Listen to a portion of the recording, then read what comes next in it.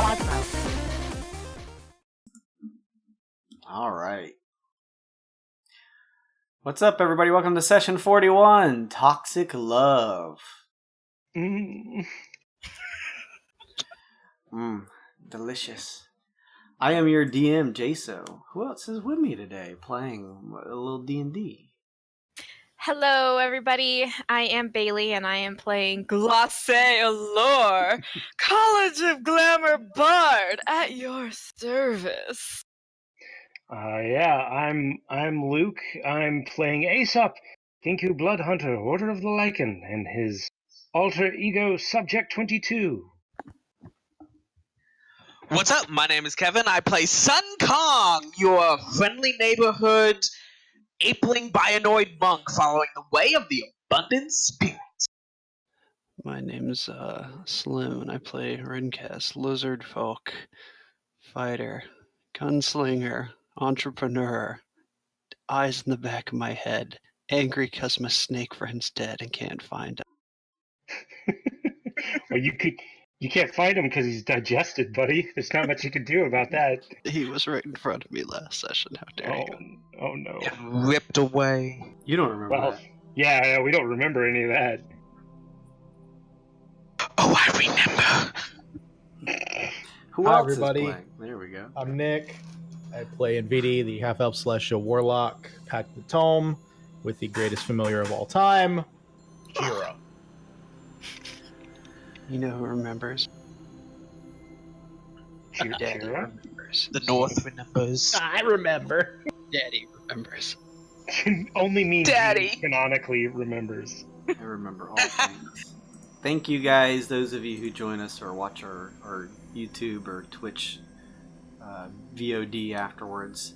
If you guys want to follow us or donate or interact with us in any way, it's really awesome. We usually save shout outs to the end if we can, or I'll try and give you a quick shout out, but usually we like to stick to straight D&D. I do want to point out, though, I lowered some of the prices for some of the stuff that you guys can get with your loyalty / WyrdBit points. And on top of that, I added a new incentive, which is a very low cost, fun little present that you can give to any of the players or me as the DM, where you can give us a +1 to any roll that we choose. There are some slight stipulations to that, but otherwise it's pretty low cost, and you guys can check all that out. I actually have the link on our actual layout of our stream, or you can just look below while we're streaming on our Twitch page at GAWD_mode and see the details underneath, where you can kind of click the image and see how many points you have and the cool stuff you can buy. So check that out. It's pretty awesome. In the meantime, let us... Oh my gosh, that's right. All of you use your inspiration card. So before we do a recap, why don't we have you guys draw some of that? There you guys go. Why don't you take some of this?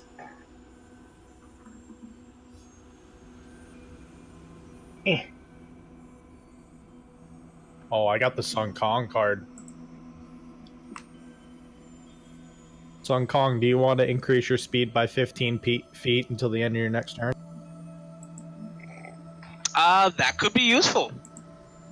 In case you need to run over 200 feet in one turn.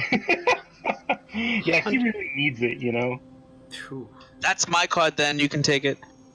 Is there any way I can find a physical set of these cards? They are, I can link you afterwards. They are offered as a marketplace item on Roll20. I admittedly don't know if they offer physical versions, but we could look afterwards once we get done with the session. Awesome. And of course, if you guys want to trade with anybody, you can. Otherwise, I will ask you to roll some die and see who wants to give the recap. Unless you guys just want Surge to do it, because he offered to be the man on the pyre tonight. I'm immune, so I don't give a shit. Whatever I'm you not guys wanna rolling. I'll do it. 100%. I say we let him do it. Do it. Do it. Do it. So last time on Wyrd and Wyld, we got done talking to a bunch of morons who think they know everything in space. We hopped on an elevator. We were there for an hour, hopped out, saw some tall gangly dude, and that's it. Yeah. I mean, it was a really uneventful episode. We were just on an elevator for an hour. Nothing else happened. Thank you for that recap, Rinkaz. You find a weird bit in your pocket. What a fucking fucker. It was a relatively uneventful session last time. I wink. But, truth be told, I do remember waking up in a cell, almost like a lab, with everything being wet. Disgustingly slimy and wet everywhere. Yeah, you were really wet in there. Oh. And I remember everyone else being in the same instance, so to speak. After a little bit of intelligence, which I clearly have none, my party was able to escape this weird, messed up lab, and we were drawn into another room, only to have the world's worst announcer, who I can't remember his name because he's an ass, tell us that we were basically being interviewed in the most sadistic, terrible way about everything that we had ever done, and dangled in front of us was our old friend Kaz, in a cube in a large room, who just as well was, I guess, collared. We were all collared with shock collars that, should we not give right information, we would be shocked. From there, we stepped into a large gallery and were forced to answer questions about our whereabouts and our friends and the past of the things that we've done. Should we not have the right answer, again, we would be shocked. And do remember that a few of us didn't give truth to everything, and we didn't get shocked, so maybe we cheated the system. But leaving there, we were forced to face ourselves, so to speak. We stepped into another room and had to face a memory, a friend, somebody that was linked to us. And they would ask us questions, and we had to answer truthfully. I mean, again, details about our information. I know mine was Kaz. I know for Sun Kong it was Ukok. And each of us individually are family members or friends. We even gave away the whereabouts of all of our shipmates and our dear precious Admiral Kui. Oh yeah, you guys did those things.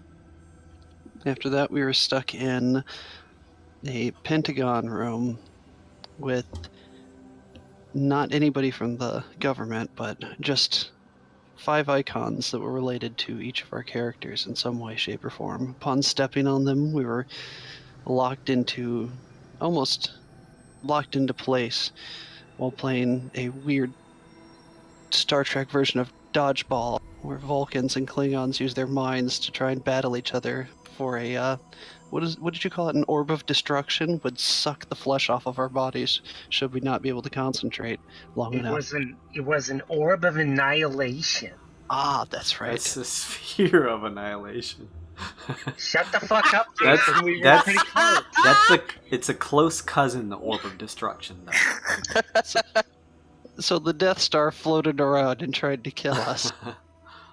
And channeling, not to pat myself on the back, but more Kaz, the spirit of Kaz, I was able to ward off some of the damage before Vidi were roasted and toasted. But we were able to survive hell from the sphere of annihilation and leave the room with our good friend Kaz. After asking multiple truths from said announcer, we left the room only to meet him in person, to look up a weird, tall, spinning spiral of a tower that we were locked inside of. Asking one final question, what was with the hourglass that was timing us the whole time? He said it wasn't for you guys to get out, it was more for us. Then we looked down and saw our bodies melt into a puddle of water. And that was it. Thank you, dead clone Rinkaz. We were simulacrums the whole time. I've been telling you. Everything's a simulation. Yes, the real Rinkaz, despite giving what he feels like is a very brief recap, considering that he spent a very boring time in a long lift, that you guys get the feeling that this tower may stretch on some unimaginable and for some reason unrealistic in some ways, as it just continued on for an hour.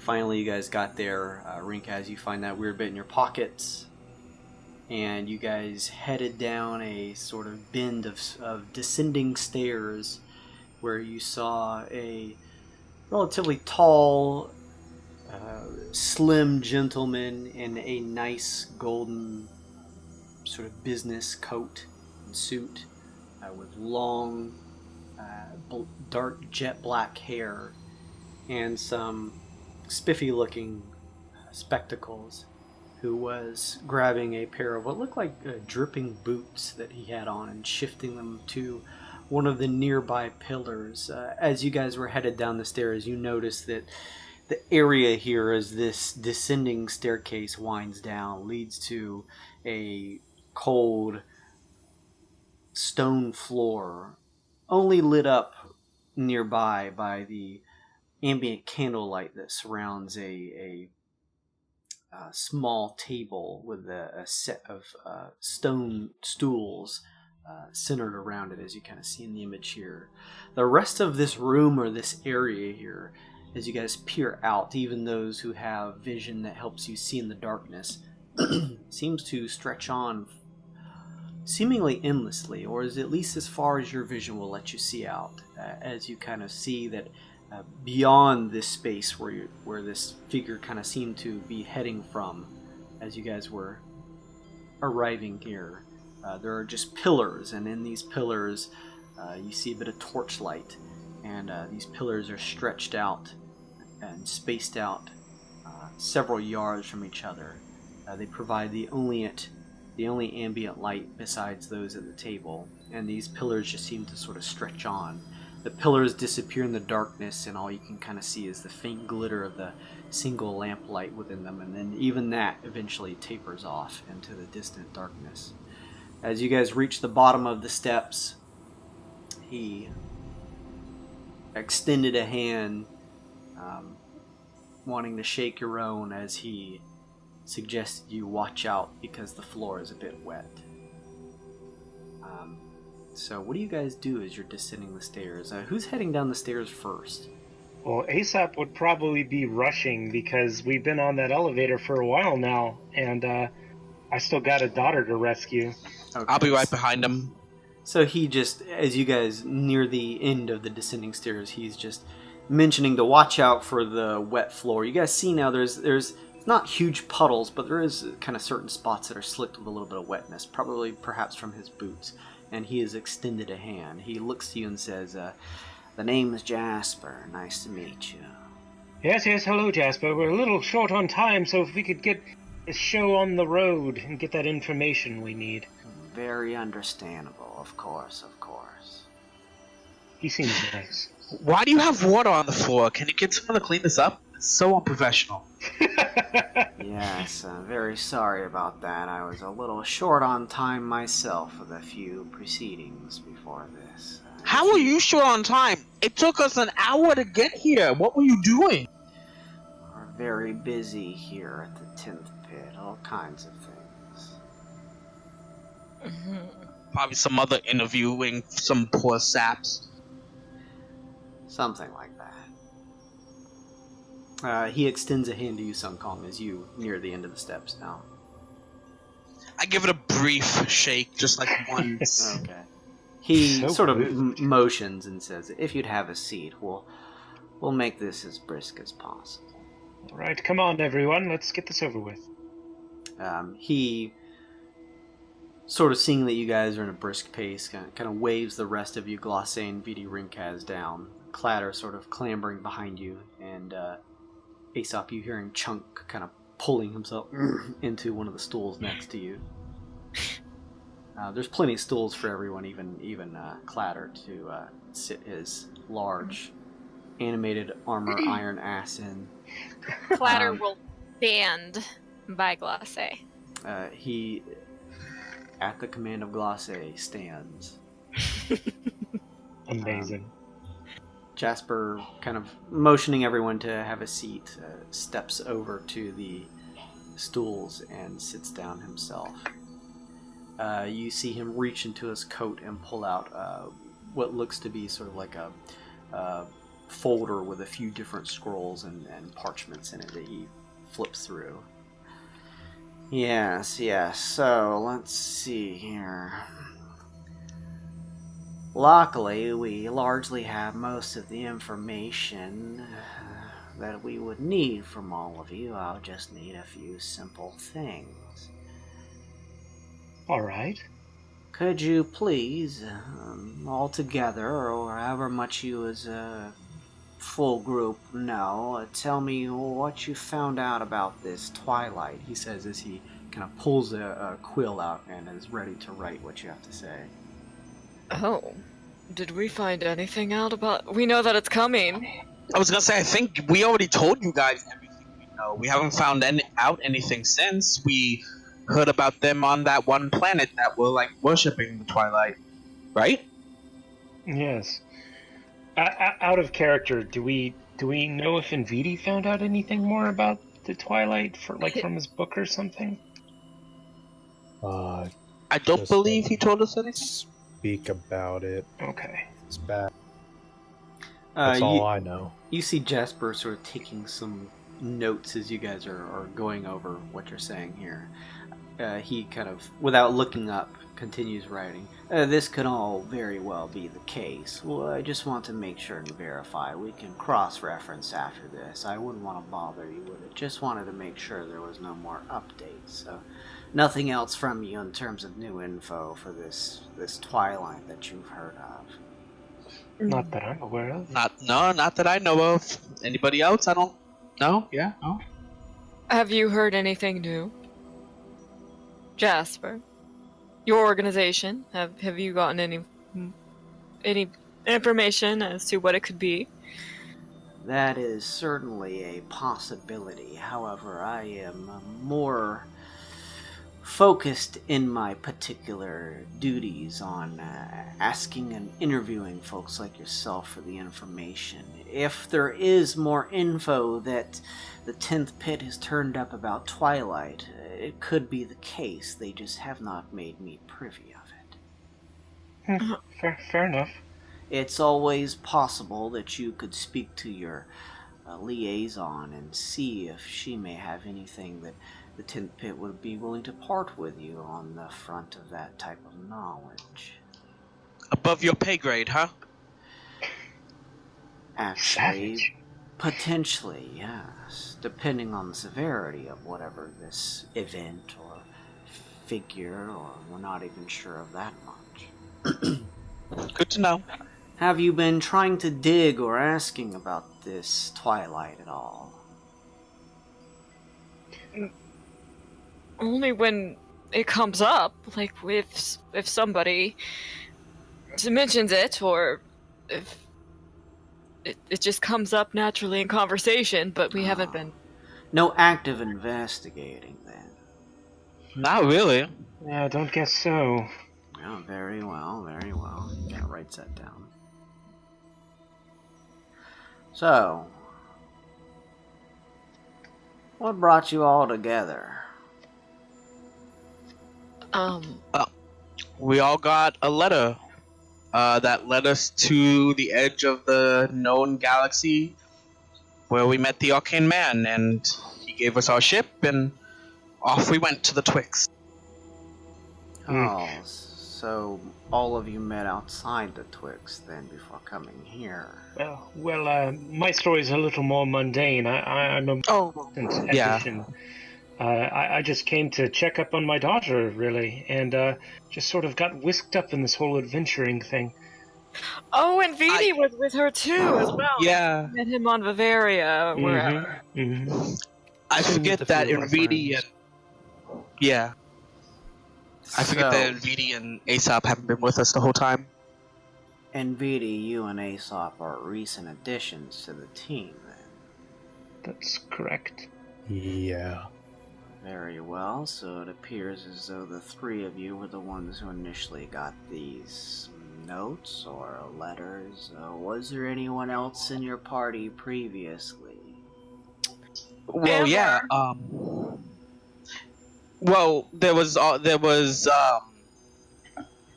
friend Kaz, who is no longer with us, unfortunately, and Ileana. Oh, Very well, Kaz and Ileana. Got it. I can't lie here. Remember, zone of truth. oh yeah. yeah. Well, they can lie though. Yeah, I failed that check. I always fail that check. So sorry, guys. I will tell you, just for player knowledge, that you don't sense the same zone of truth magic here. Oh well, fuck you now, Jason. After I said that. So if you want to take that back, you can. It's up to you. Well, yeah. If I heard Glace say Anna, I could, and then she said Kaz, I know what she meant. So I would play along. Ileana has never used her real name with anyone ever. Kong doesn't remember that, but I trust you. So if you do that, I will follow suit. Okay. I mean, I think Tall Cat knows her name. Yeah. Well, let's just scream out. Yeah. So, Amber and Kaz, is that correct? Mm-hmm. Very well. Alright, let's see here. What exactly, beyond this issue with your daughter, Aesop, were you looking to take on or venture into as a team afterwards? Did you have any long-term goals, or... Well, we also need to find Glace's sister. You guys are supposed to help us with that. I'm privy to that much knowledge, at least, yes. I kind of look to Rinkaz to see if there's anything he wants to say about our next stop after a scourge. Nothing I can think of. We kind of just follow the adventure, wherever it leads us. Sort of chasing the tail of fate, as it were. I mean, At least for myself. Sorry. We are searching for something. Anything in particular that you'd like to share? Well, I mean, as we adventure, we unlock more of the mysteries of this strange spelljammer we find ourselves on. So imagine you're trapped on a planet, and you know there's stuff above you, and you really haven't left your planet, and then boom, you're taken from your planet, and then boom, you got your own ship. Wouldn't you want to just cruise around and see what's out there? The Twixt sure is an interesting place, of course. Dangerous as well, but that's why the likes of you people, the Wyld knots, are typically well equipped for such activities. I myself am more of a homebody. I like people in the sense of getting the chance to interview them as per my occupation. Otherwise, I suppose I'm a bit of a recluse. Well, that's nice. Next question. Let's see here. He flipped through. Oh, that's everything. That's it? Well, that was easy enough. Yes, apologies about the longer documentation you initially signed. The 10th Pit is a very bureaucratic type of organization. Lots of paperwork typically involved. Seems sort of excessive for such a simple procedure. It was like 3 questions, yes. Yeah, with what you had us sign, I figured you were gonna have us, like, wake up in some sort of dungeon by ourselves and have to, like, figure out some crazy death puzzle to get out of here? That's ridiculous, son. Right? I mean, that's what I thought, but... The 10th Pit seems very, very oddly relaxing. It's. I mean, I don't know if I'd go that far, but admittedly, we are a trans-dimensional organization, the likes of which you have to enter through various portals to get here, and we are largely a mysterious group to most outsiders, so I suppose they think that the large amount of paperwork may help ease some tensions when trying to make particular deals and transactions with our group. I mean, after delving into, such simple questions, but giving a lot of information in the past for fair trade, I'm sure we'll receive equal compensation at all times. Of course, the deals that are struck up are always something to be negotiated between you and your liaisons. In this sense, you've provided me, hopefully as honestly as possible, with all the questions that I had here as part of my assessment. From here, you would just need to return back to Leah.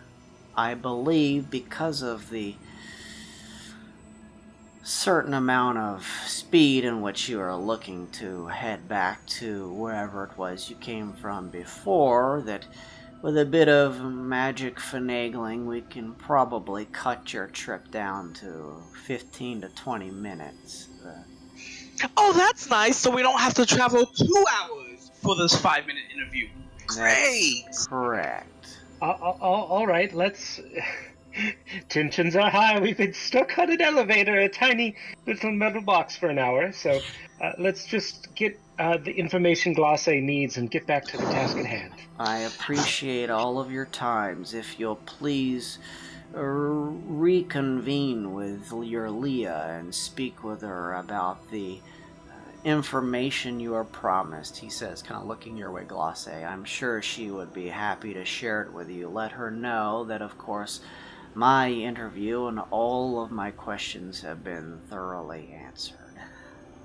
Oh, okay, yes, sure. Very well, he says, sort of rifling the papers and parchment straight and shifting them back into a old style looking kind of leather bound folder that has a sort of straw strap that he runs over it, kind of slipping it back into his coat pockets.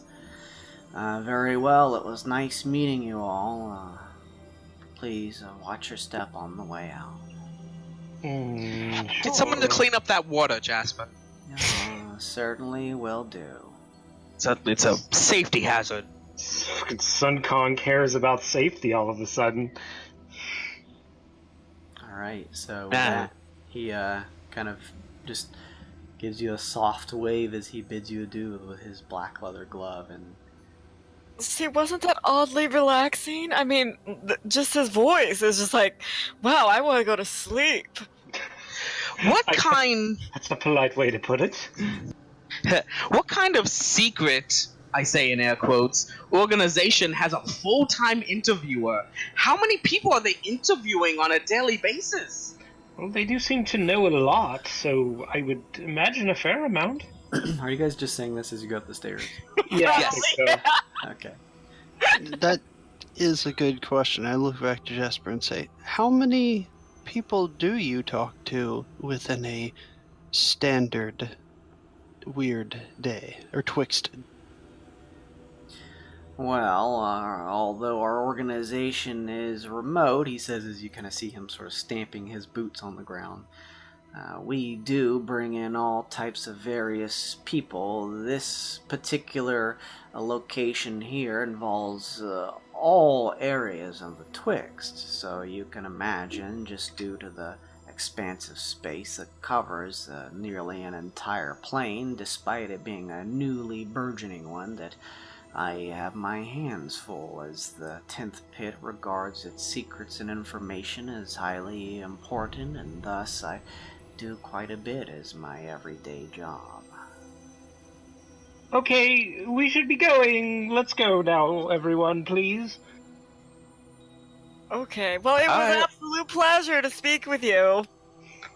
Thank you for being so forthright, and have a wonderful rest of the day. At least this was a quick process. Yeah, it's relatively. Now let's learn about your sister, Glace. Let's figure out what her deal is. Mm-hmm. You guys all head back up the steps, and clamber into the elevator shaft, or the lift shaft rather, and the attendant next to you just, gives you a nod and pulls the lever, and you hear the shifting gears as the lift begins to be again shifting now. It feels weird. You're not sure what direction it's going, but you know it is moving. And it takes you onward. The trip back to the obsidian hall that you are used to is a much faster trip this time. It takes you guys, I don't know, 18, maybe 20 minutes, and you find yourselves much more quickly, and for some of you, I'm sure, more happily, finding yourselves back at the Obsidian Hall. I mean, I guess that makes sense. It's an interdimensional structure. It probably doesn't obey the normal laws of geometry. I mean, our ship's the same, right? Yeah. Why can't we take that way going down? That's Jeez. a better question. The attendant pulls the cross gate open with a slight screech as it pulls against the metal, and just waves you out. You see Leah at her desk. She doesn't seem to look up as she is pinning what looks like some type of notes of some type. Oh, she doesn't see us? She doesn't look up. Oh, hello, Miss Liaison thing. We're back. Jasper said that we thoroughly answered all of his questions, and he's satisfied with that. And you can give me information about my sister. Oh yes, welcome back. Please, if you would step over to my desk, she says as she leans over and opens a drawer from sort of her end behind the desk. You see her pull out a black stone that looks very similar to the sending stone that the tent pick has given you guys. Okay.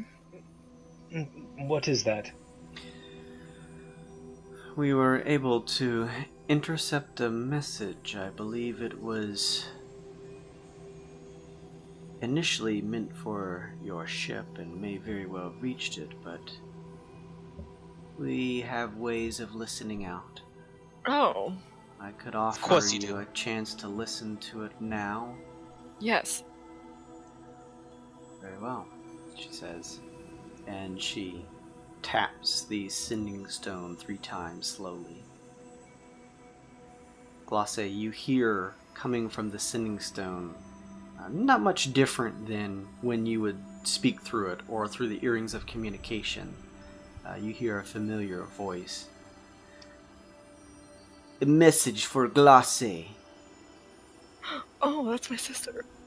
This is a pirate signal. Not much time, so listen. You broke free with the help of working together. Enslaved,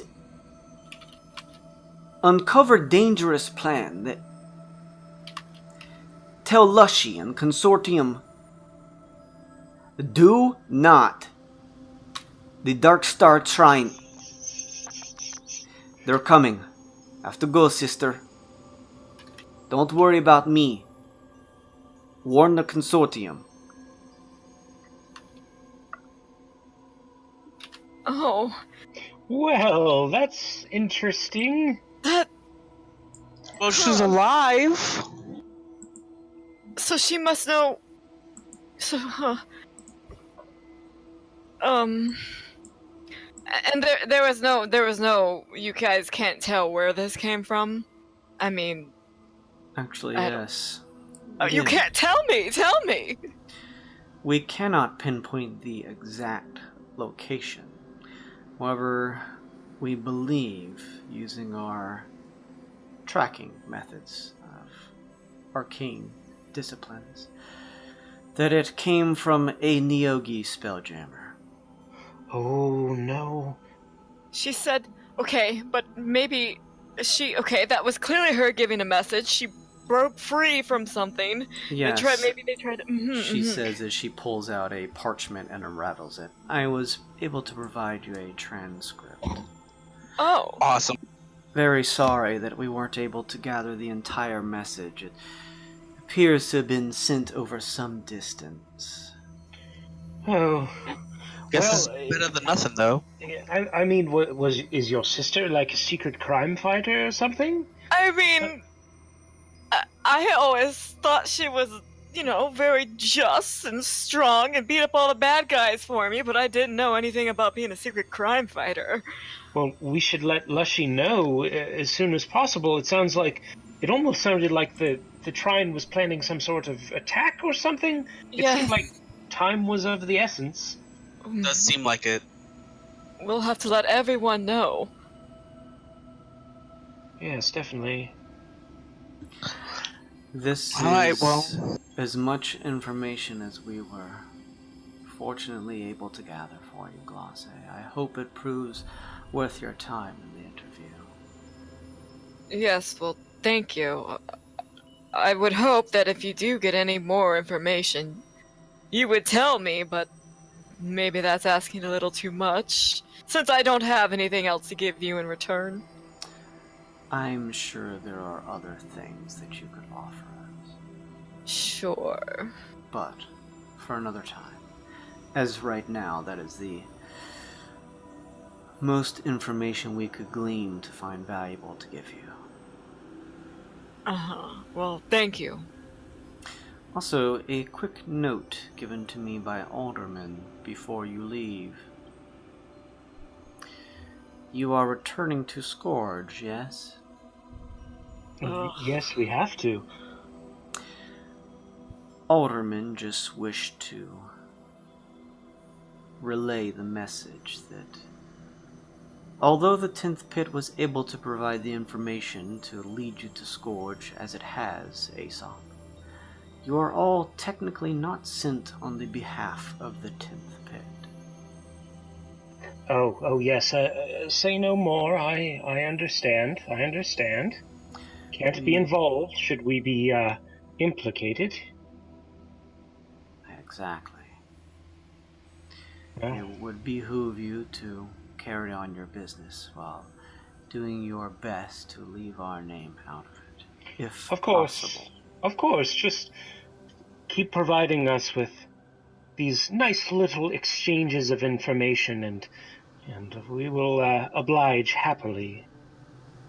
That is good to hear. The 10th Pit enjoys learning new things each and every day. Well, good. Well, if you don't have any other business, I believe you are all ready to return as quickly as possible. Yes, let's go, everyone. We have a bit of a rush now. Hush she could be off-world already in the clutches of some evil gangster as a slave. This is awful. I'm sure she's smarter. I'm sure she's got her wits about her, and she can take care of herself, hopefully. I know that. Also, just keep in mind that we at the 10th Pit here are located on a separate plane than the Twixt. Time flows more quickly here than it does there. Oh, that's a relief, actually. You have probably only spent about 30 minutes of Twixt time. Perfect! Free information. Let's go. Yeah, Let's thank you. Ha. If you need anything else, please contact me. But of course. I shake my semi-empty flask and look to her. One for the road. She holds a hand up. No drinking while on business.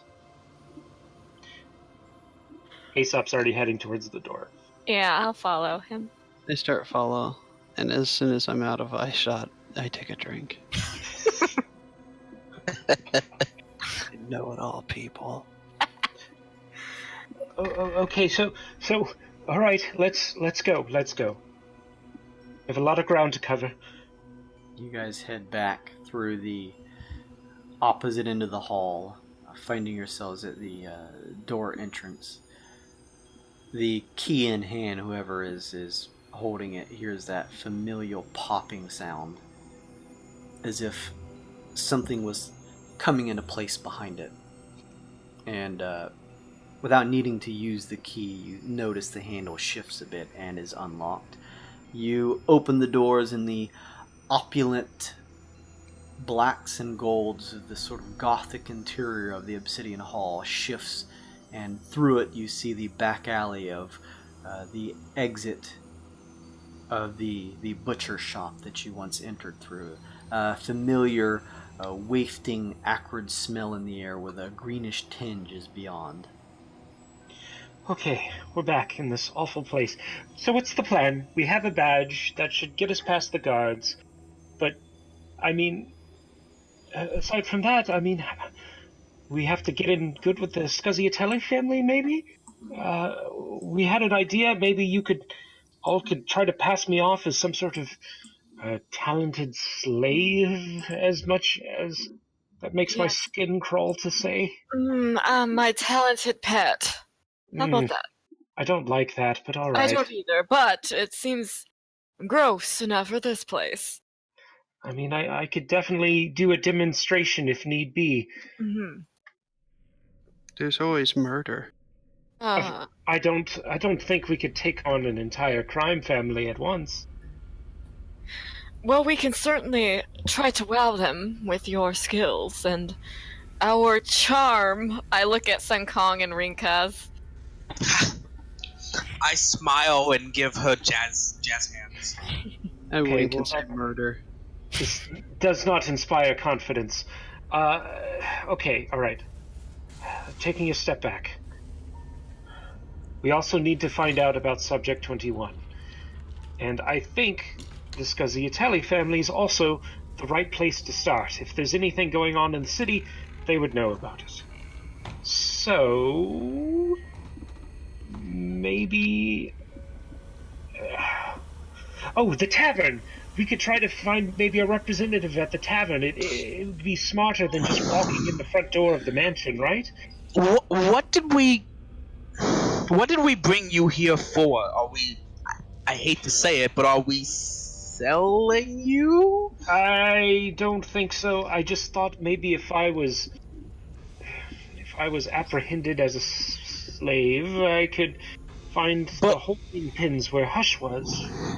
I agree, but like, what's our plan of getting you there? Getting there I don't know.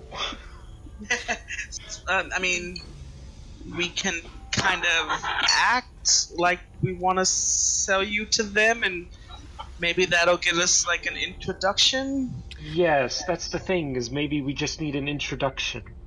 Yes, but so is that our story though? Just so we're all on the same page? We're selling Aesop? A very talented Pinku that knows how to mix potions and poisons, which is true. I am that.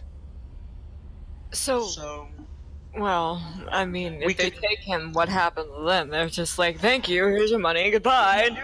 We need to speak with someone. He's our slave, but we're thinking of maybe selling him. Maybe, okay, we could do a gambit here. Maybe... What if we wanted to work for the family, or become, try to become part of the family? Yes, ask to prove ourselves. Right. And what better way of proving ourselves when we can find not only a slave, but a valuable slave, I guess. I have an idea. How about we come to show off Aesop, and we know where there are more like him. We're looking to sell information, not Aesop. Oh. How about that? Yes. And then I could do a nice little demonstration to prove exactly. I know how to do these things. And we can sell them the information, but we need to go to have an introduction with the head of the family, I guess? At least somebody that would be privy to the knowledge of where Hush would be held, or where Subject 21 would be. Yes. I don't think there's a better way of getting information out there than going straight to a crowded area and showing off. I suppose, but I don't know. I think we just get more attention from the guards than anyone else. I mean, even in a tavern? Well, a tavern. Yes, a tavern. Where we make sure that people know what we're here for. Oh, honey. We can do that. Oh, We can make a show of it. we are, I believe that we're good at drawing attention. That is certainly true. Well, let's find that tavern then. Yes, I believe we passed it on the way here, didn't we, Jason? I believe so. Make a history check. Anybody? Actually, let me look at my character sheet. I think I have an eye for this kind of. I can always find a place to perform in tavern. Let's see where free lodging and food of a modest or comfortable standard, as long as I perform each night. Well, in addition to my performance, make me something of a local figure. When strangers recognize me in town where I perform, they typically take a liking to me. This is a by popular demand background feature. Nice. Okay.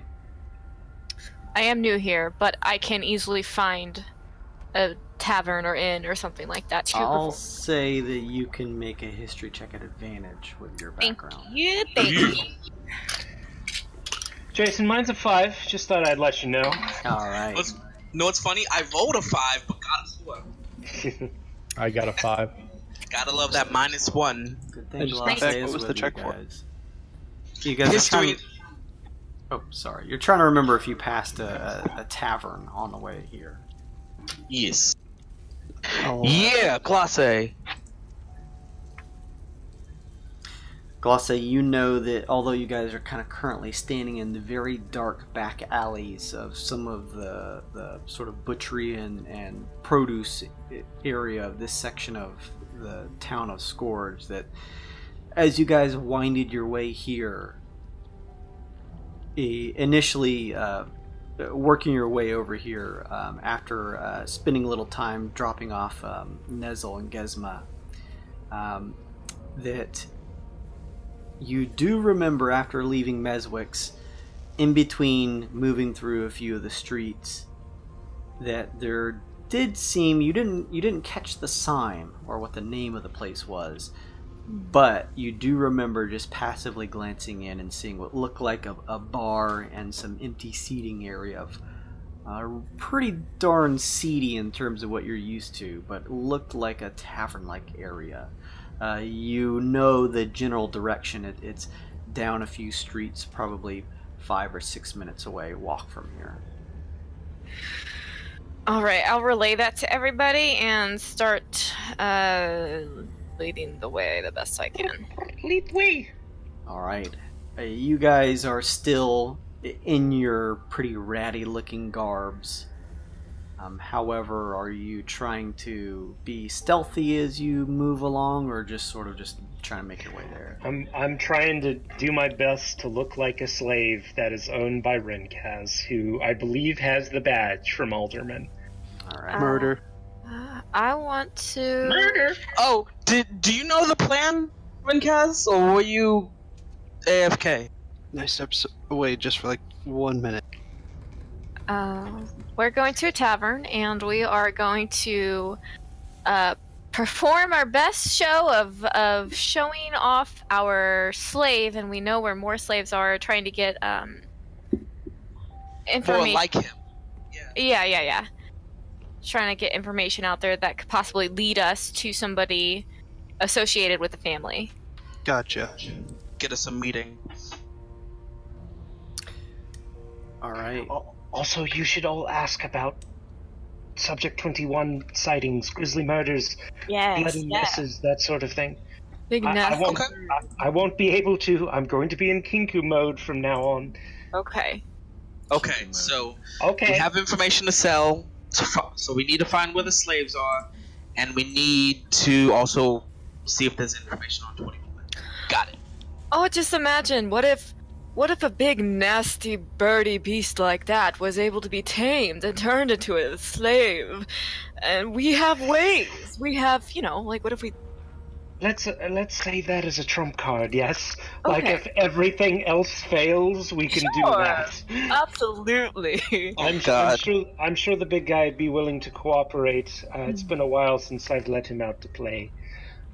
Oh yes, that's right. Alright, let's... Everybody put your poker faces on, or performance faces, or whatever you need to do. And... let's break a leg. Well, Break let's a leg. go. You guys begin shifting through the slightly less... the streets here when you first arrived certainly weren't packed in any sense. There were a few clumps of the occasional people moving. You noticed, luckily there was no one in this alleyway, but you guys did notice that there was a couple people occasionally meeting in the darker alleyways, and those who were shifting through the streets were generally relatively well covered. As you are passing through these streets, Glace and the rest of you, noticing that it's slightly less packed now. You're getting the sense now as you're seeing a lot of the street lights or some of the shack lanterns going out, that it's difficult to tell because this moon here is sort of tidally locked, as you guys kind of got the sense that the only light that really filters down here is the very subtle ambient light from the nearby sun, somewhat far out, that just barely gently crests over the horizon. So it's relatively dim down here. So it looks like most people are going to sleep, though. It's probably sort of reaching at least nighttime for most folks. As you are passing on, let me see here.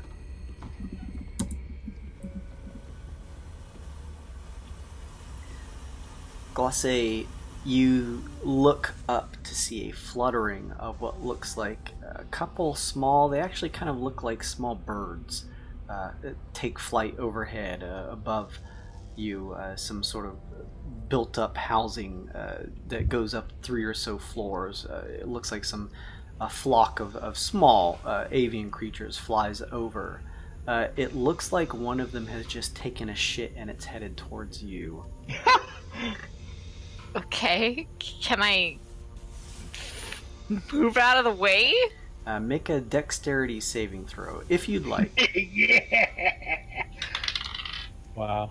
You want me to make a dex save? I am not getting shit on, Jason. That's gonna be a 22.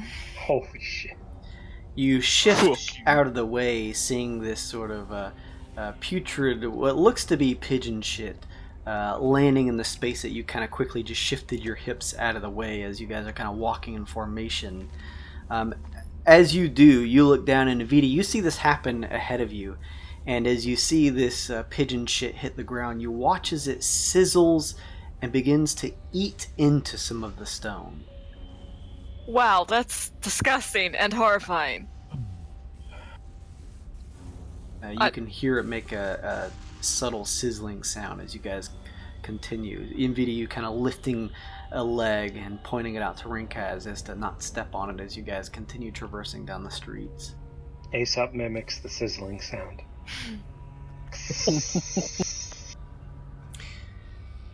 As you turn another street corner, Sung Kong, I'm kind of looking at this as formation. I'm assuming you are probably kind of somewhat taking the lead here, along probably with Glace, close towards Sure, the I'm front. a bodyguard. Yeah.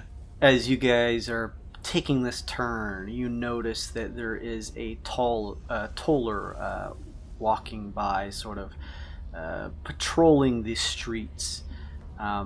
He is adorned similarly as you saw before in sort of brass metal gear, a helm that covers his face, nearly unidentifiable in this sort of greenish mist that swirls in this glass that surrounds his head.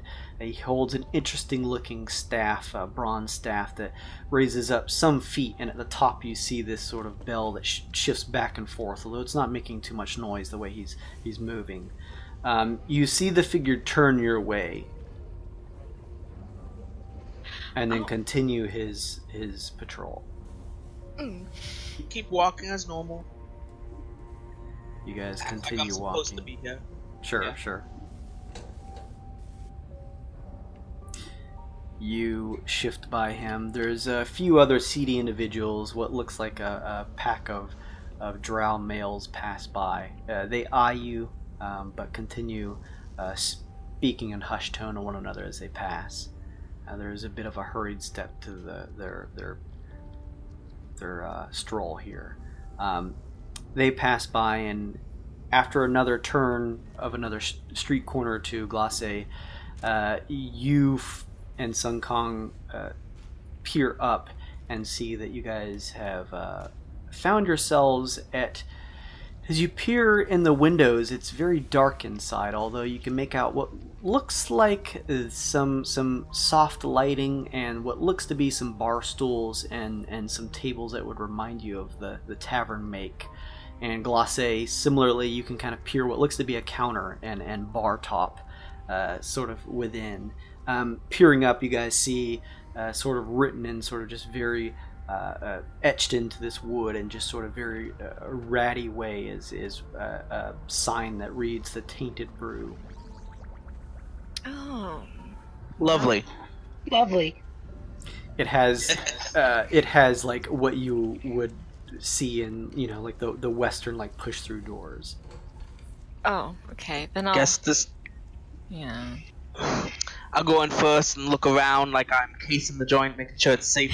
I mean, I've seen some seedy places, but the Tainted Brew, I'm actually not thirsty for alcohol.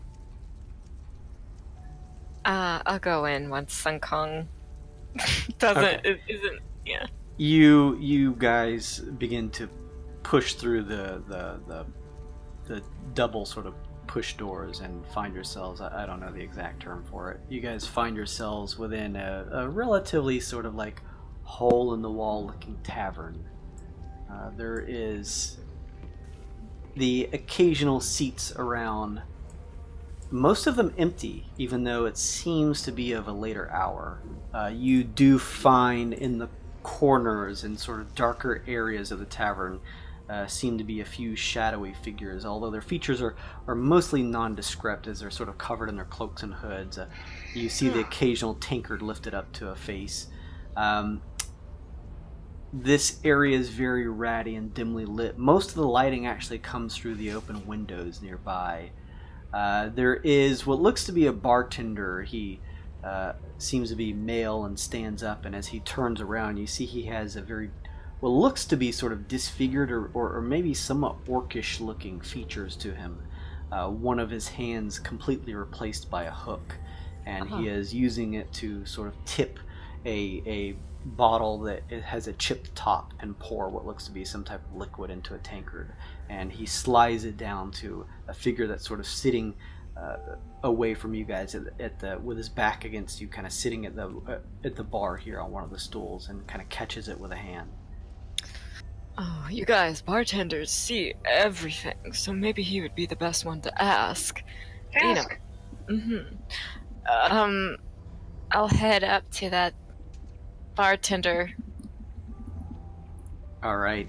As you head up, the bartender sort of lifts an eye over your way, but doesn't pay you too much mind. You can now see that you're a little bit closer, that he does look to be have some sort of like half orcish lineage to him. Although you do notice now that he has what looks to be like a cleft palate and some scarring across his face. He has two small beady eyes that are kind of sunken into his into the sockets, and just a short patch of like mohawk like hair. One of his ears seems to just be missing the top pieces if it was torn or maybe even chewed off. You're unsure.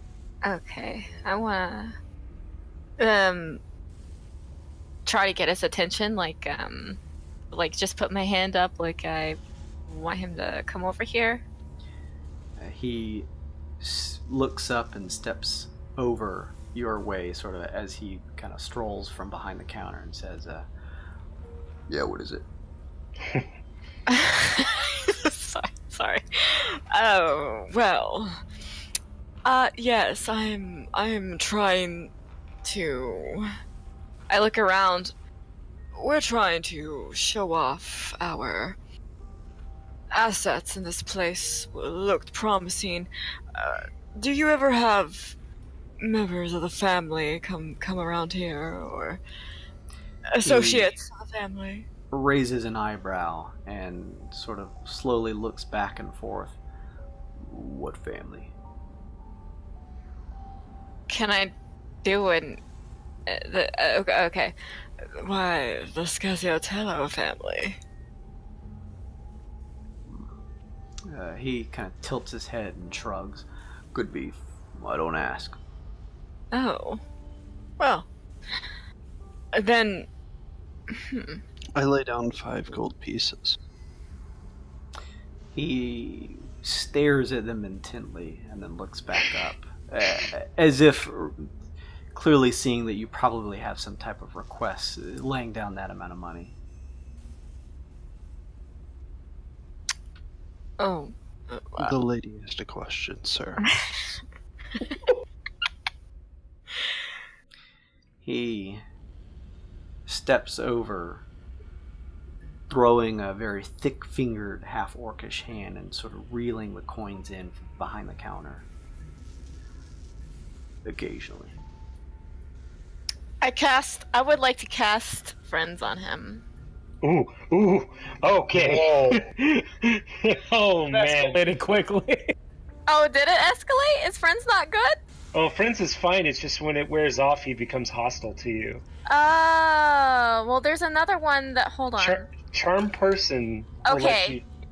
Yeah, I want to do Charm Person then. He'll know he was charmed, but he doesn't automatically become hostile to you.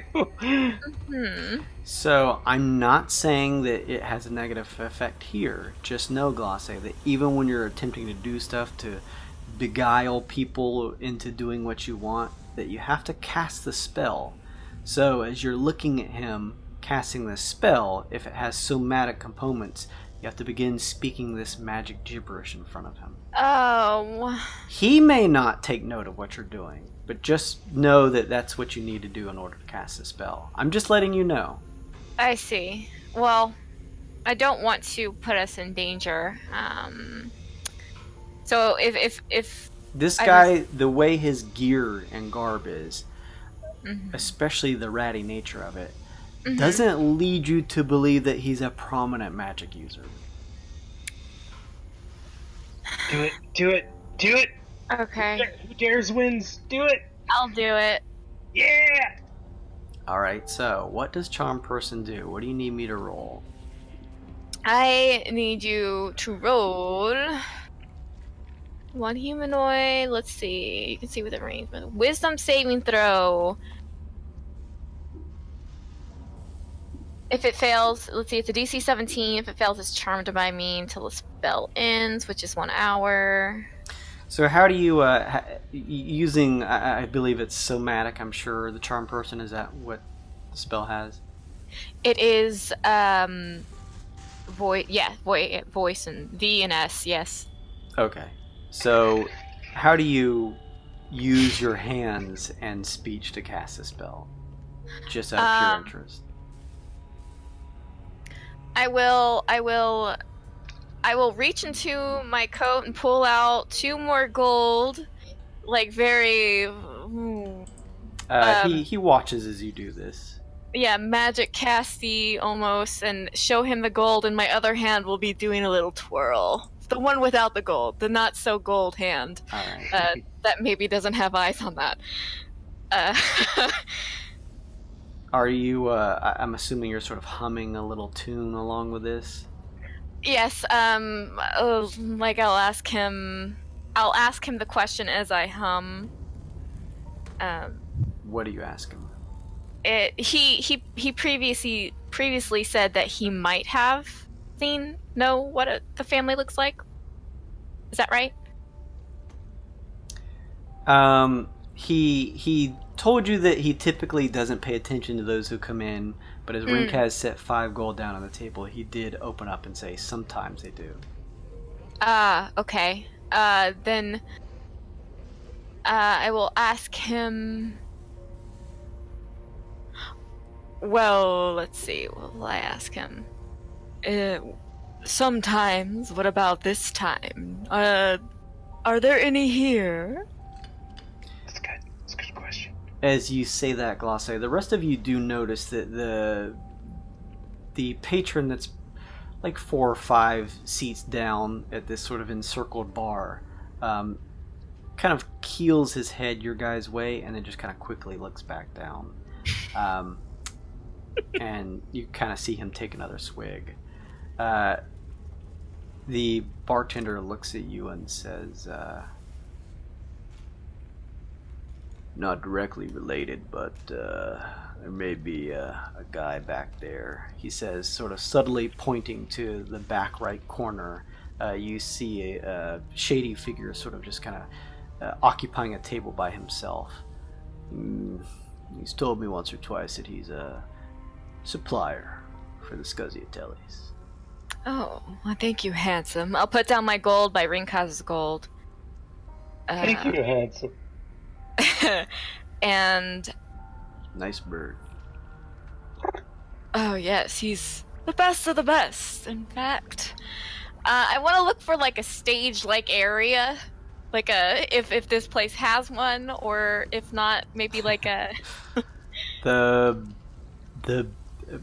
most obvious place for a stage is the bar top itself. You notice that really besides the bar top, that it's mostly just sort of ratty smaller tables that may not even hold your weight just because of the kind of shoddiness of their make. Okay, excellent. You know what? I am so happy that you noticed my bird. Oh. Yes, I want to start showing him off and starting the performance of this my brilliant bird slave. Best of the best. Oh yes, the best of the best, and there's more where he came from. A whole murder. Murder. And I want to kind of clear, like, if there's any bottles or anything on this stage, I kind of want to clear it a little bit. You know what I'm saying? All right. The bartender just watches as you do this. Mm-hmm. I mean, yeah, on the bar top. And as you begin doing it, you also notice that he uses his claw and kind of pushes some from the other side, clearing it with you. Okay, great. And it looks like it would. Did you say it looks like it's shanky and like not? It probably wouldn't support somebody. The actual like tables that are around here look like they're kind of smaller and kind of shoddily made, but the bar top here, because of the weight and the thickness of the wood, looks like it's the best place if you're gonna jump up onto something. Okay. I want to. There's sort of like similar to the image here. There's sort of like a wooden rafter a few feet above that you could hold on to with some chains kind of strewn about across it. I want to. All right. I clear the tabletop. So, you want a slave that's useful, that's skilled, that's brilliant, and I like do the little waving arms when I say brilliant over at Aesop, and I pull him over to this cleared off bar top. Well, he can do amazing things. He can make amazing concoctions. You got a boo-boo? He can fix that. You want someone poisoned? He can make something that can help you out. Asa, no, what would I say? I would give him a name. I would just call him, sorry, I'm thinking. It's cool. Glace would be more on her feet in this situation. It's fine. You can hit the pause button. Yeah, I'm so sorry, guys. It's hard to roleplay someone with a higher intelligence or charisma than you have in real life. I felt like a dum-dum playing Radio, trust me. I would call Stitches. Come here. Stitches. Mm-hmm. Stitches, show everybody here. I'm feeling like I need some kind of potion. Make me something that would make me feel better. Stitches, show everyone here. Mm-hmm. You notice as you are kind of going through this diatribe that this place is pretty quiet besides the occasional clinking of glass and kind of hushed voices. So as your voice is clearly like echoing across the entire tavern at the higher volume, that there are the figures are slowly shifting their gaze your way and kind of paying attention. While he's doing this, because I want to make a good presentation, like a fucking out of my slave. I want to do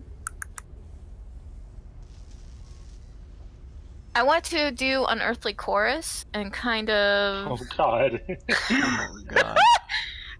It's gonna give me advantage on performances, so I'm sick. Hopefully it helps. What does Unearthly Chorus do? Music of a style I choose fills the air around you in a 30-foot radius. The music spreads around corners and can be heard up to 100 feet away. The music moves with you, centered on you for the duration of where is up to 100 feet away. Yes, that's right. All right. For 10 minutes. So little Stitches takes out his Babby's first alchemy kit from under his ratty cloak, and I guess we'll attempt to start making a healing potion, since that's what Master asked for. So, and just a note that any creature within 30 feet, I can beguile one creature within 30 feet, and it can make a charisma saving throw. If it fails, if the creature becomes friendly to me, as long as I can hear as long as it can hear the music, for 1 hour thereafter, and okay, any persuasion, deception, or charisma checks made at this creature gets it with advantage. Yeah, you get to make them with advantage. Sorry. It's okay. Right. A melodious sound begins to fill the air, and the patrons all begin to stare as this sort of a raucous tune fills the air. You watch as the bartender sort of kind of watching you intently begins to slowly kind of tap his hook hand on the table, kind of going with the beat of the music that fills the air. This is a good sell. Okay, I'm gonna make drops of healing because I don't want to fuck this up. Here, take this. It's literally the simplest thing that Aesop can make. Stitches is the best at this. I look to Glace and I kind of nudge her and I say, maybe your manager should help hype a little. And I wink at Envy. Oh.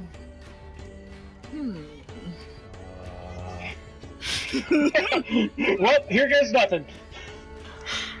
That's a really good idea. My head kind of hurts, but I'll try. Oh.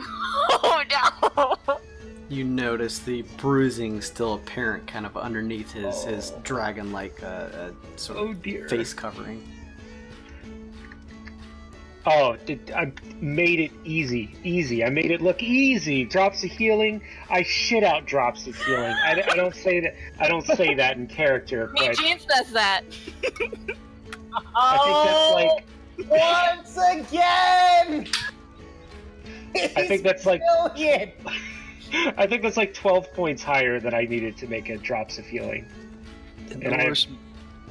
Sorry, go ahead. I was just in the worst Billy Mays voice ever, I look to Mean Gene and say, "Dear Mean Gene, I heard that all of these slaves have given you quite the headache.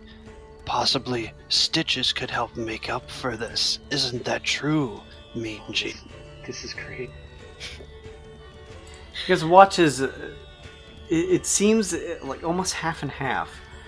Some of the patrons, although it's difficult to tell their expressions, because they're sort of covered in a lot of garb and hoods and in the relative darkness of the tavern here, are watching you guys just, turn their heads, full attention pulled. You also notice a decent handful of those in here, probably about half of them are quickly getting up and beginning to leave.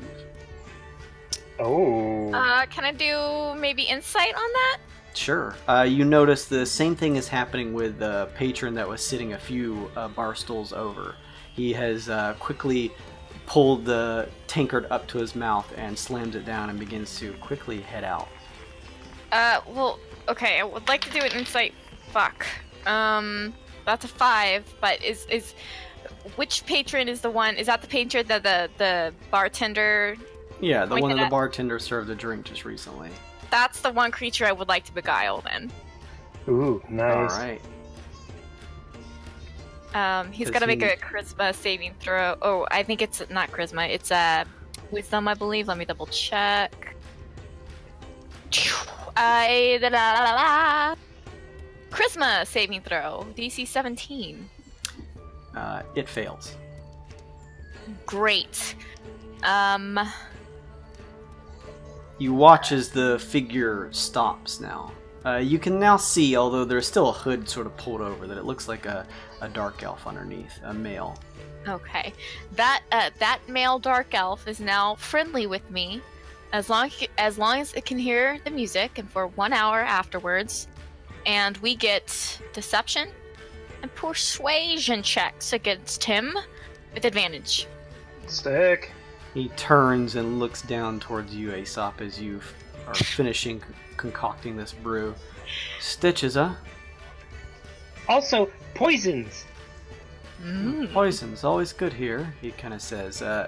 His shoulder is pushed a bit as some of the other patrons are quickly pushing past and pushing through the double doors of the entrance. What's that? Stitches even said he can make alcohol? Free alcohol? For patron? Aesop narrows his eyes at Rinkaz and turns his back to the beguiled fellow and quickly pours out a bunch of his subpar wine into a glass and then just places it on the table. And even synthetic mayonnaise? Aesop right? looks very annoyed with Rinkaz. Turns around and you just hear like a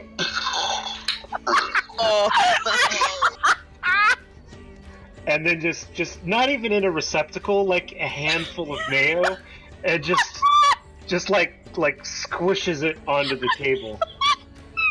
Mayonnaise. You watch Glace as the barkeep sort of leans over and smells. His nostrils sort of flare up. The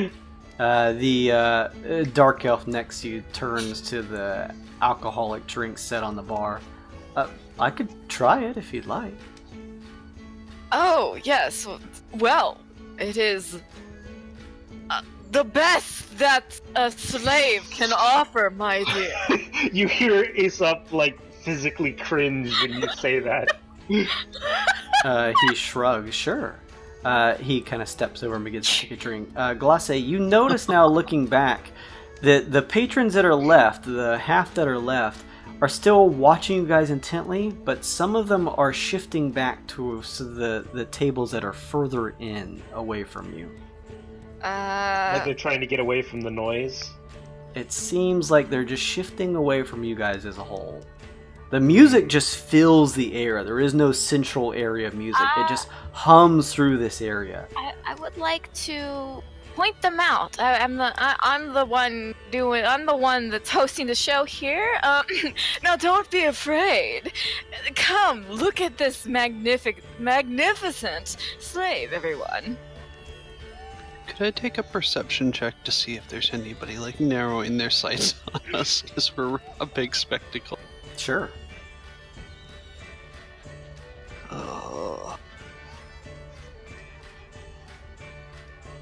24? Oh, nice. You scan the room, Rinkaz, and it looks as though, although through the darkness their view is fixated on you guys, they're clearly sort of trying to put more distance in between you as they kind of shift back to some of the outer tables that are even further in the darkness. It doesn't look like, it's difficult to tell if any of them like have a malicious look on their faces, but with that 24 check you kind of just do a full scan of the room, and as you peer out the windows, although they're probably a good minute or so away, you see 4 or 5 tollers heading your way. Ooh.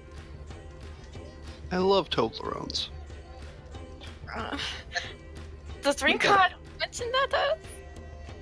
I kind of crick my neck to the side and awkwardly give a nudge and say, see?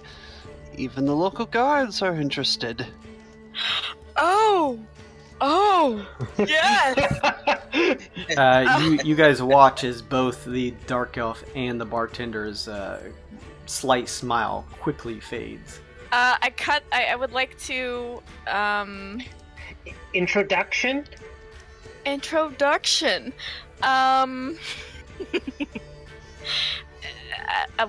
Me as Bailey doesn't know what that means. I'm sorry. It did like to the Scaziatelli family. Okay. Yeah. I want to. You, sir. What's your name? To the dark elf. Zazril. Zazril. Yeah, Zazril. Do you? Can we take this maybe someplace a little more private, away from the guards? Maybe show people that would be interested in this kind of stuff. You seem like a man that would know where to go. I wink at him.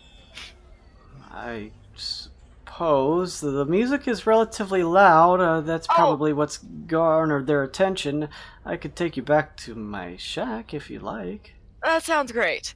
It's very small. It may not accommodate everyone comfortably, but you're more than welcome to. Mm-hmm. Do we have any indication that this guy actually is like involved with the Scaziatelli family so far? No, you don't.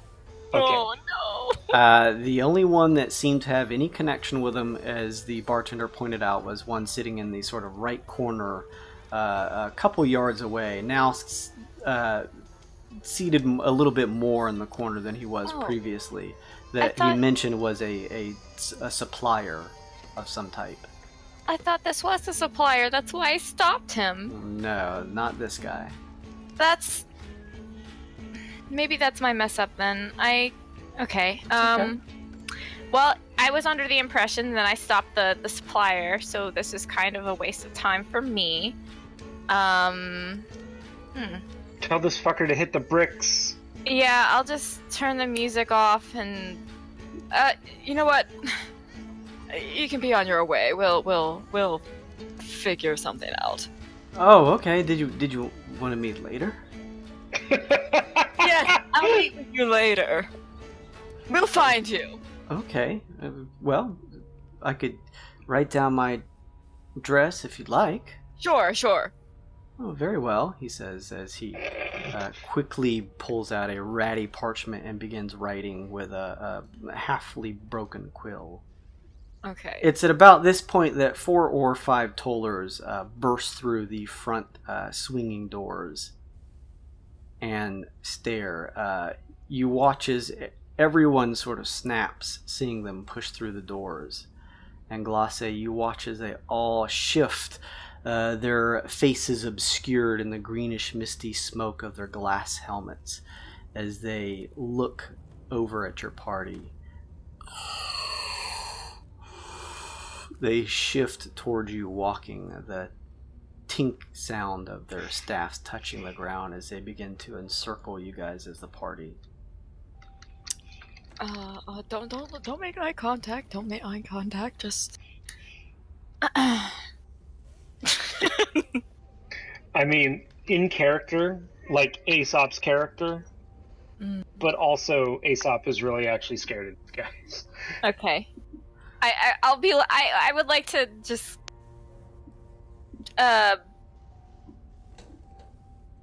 Yeah, I would like to just kind of cooperate with them if they need that. It's difficult to tell their facial expression because it's obscured, but it appears as though they're sort of like intently studying your group for just a moment. Okay. One of them, close to the bartender, turns and says, "What's going on here?" The bartender turns and says, "They Does were he look- just putting on a show for everyone. Isn't that right, Glace?" I probably wouldn't have said my name. Oh, but isn't that right, ma'am? He says then. Yeah.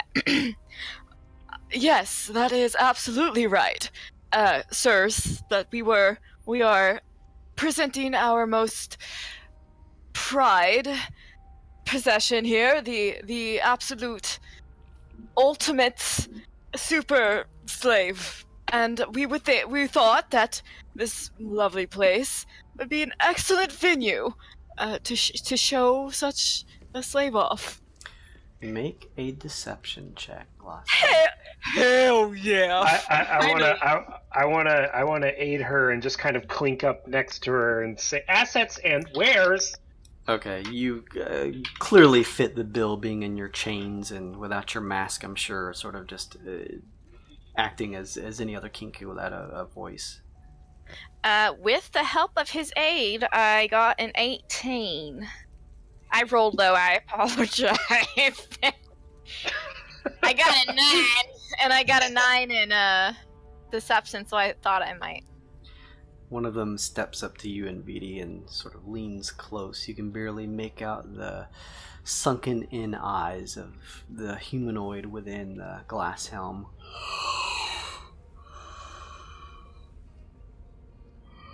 Oh, there's a lot of them. They shift a bit, almost encircling your group. Is there a problem? Did we make too much of a spectacle? The one that previously spoke up turns to you and says, "Identification." Oh, yes, of course. I kind of, slap at Rinkaz's arms. I approach him and I nod in greeting and say, "Of course." And I hand over the figure grabs it and almost holds it up to the glass.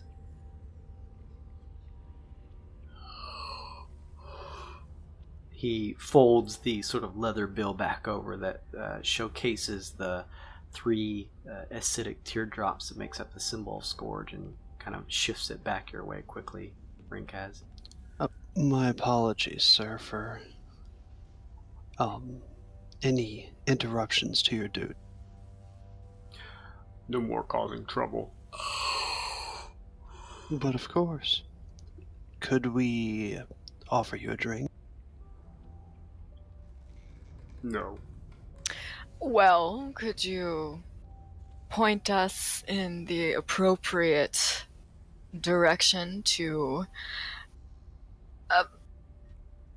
have such showings of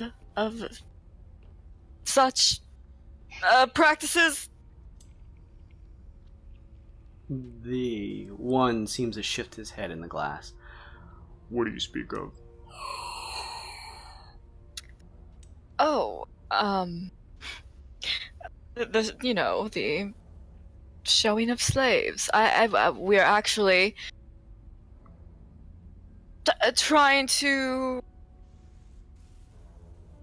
find the best venue to do this, and apparently this isn't the right place. One of the others steps up. How long have you been here? Oh, let's see. I would like to... How old does that dingy fucking piece of leather look that Rinkas had? That's a good question. Make a nature check. That is gonna be... What is my nature? 18. You can't pinpoint the date, but it looks relatively old. Okay. Like, nicely aged. Like something that would be hand down from parent to son type of thing. Ooh. In that case, I will say, I got in a few weeks ago. It's an inheritance. I'm here for an inheritance, and, well, I've only been here. We've all only been here. They look at you. This is great. I love these situations where we just get into compound lies. Just lies upon lies. That's what we do. A mountain of lies. They says nothing. One looked up and says, inheritance from who? Well, did Alderman say anything about not telling anyone he was here? Or Well, he did say to us not to... Well, we're not supposed to mention anything with the 10th pit. Right, but if I, much, if name possible. drop Alderman, he didn't specifically say, don't say he was here, right? It seemed like he implied it pretty heavily, Oh, did he? but Okay. I mean, I may have misread that. Also, I can't even tell you this because this is table talk technically. Well, okay, you're right. I mean, me as Bailey, I don't remember if Leah did say that she got a message specifically from Alderman to be careful how much you tie yourself to the 10th pit here. Okay, thanks. That's all I wanted to know. I will, in that case, tell them. Did we get? What was let's see. I'm trying to think of a name. I'm sorry, guys. Did I? Okay. I would like to do. You hear the clinking of footsteps, Sun Kong, as one sort of studies you.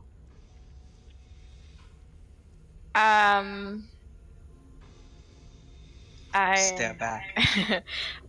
You know what? I'll just make up a name, I guess. I'm gonna tell them with full confidence in my voice.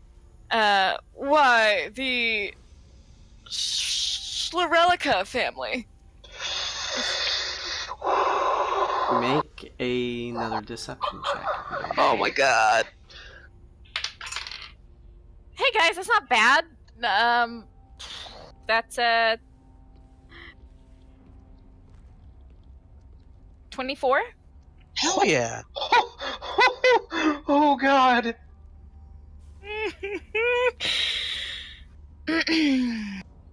The Thank God for Glace. group of 5 tollers hears this, and they shift away from you guys a few feet, and all of them sort of convene together. You hear hush whispers. Everyone choose it! No, I'm just kidding. I don't fucking say that. Jesus Christ, we'd be dead. The one that was leading the conversation, after just a few seconds of what seemed like quick conversation between them, steps over and says, Many families here. Scoziatellis are the main ones, most profitable. You'll find them a few blocks from here. Oh, of course.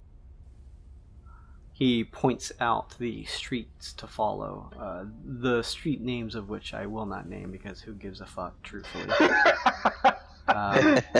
But he gives you the ample directions that would lead you there. Oh, well, thank you. I appreciate that. Hopefully you have an appointment. Oh, well, I'm sure we can make one. The others turn along with this one, and you hear the clanking of brass and the shifting of what looked like some type of strange breathing apparatus. You notice as you hear the breathing noises that it's almost like the strange green liquidy tank on their backs fills their green glass view with a thicker, cloudy brew of this greenish smoke, and they step out slowly.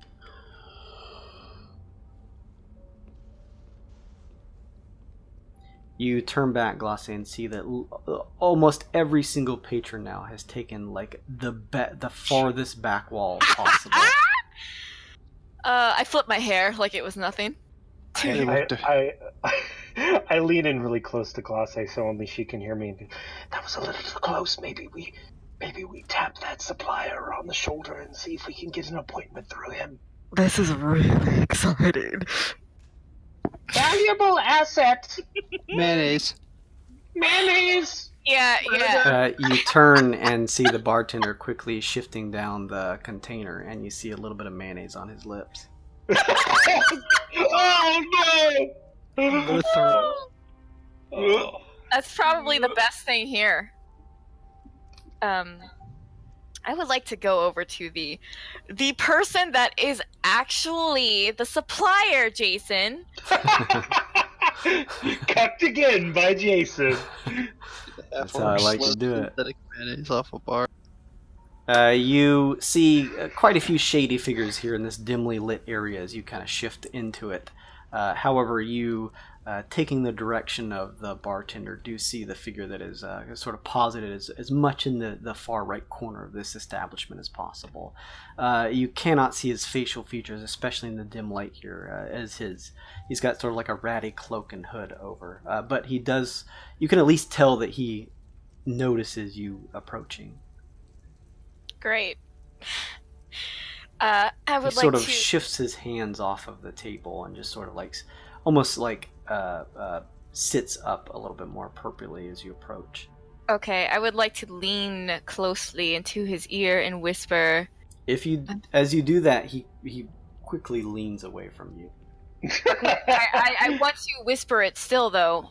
So since it's, I suppose you heard all of that. I suppose you can help us get in with the family. I could help you.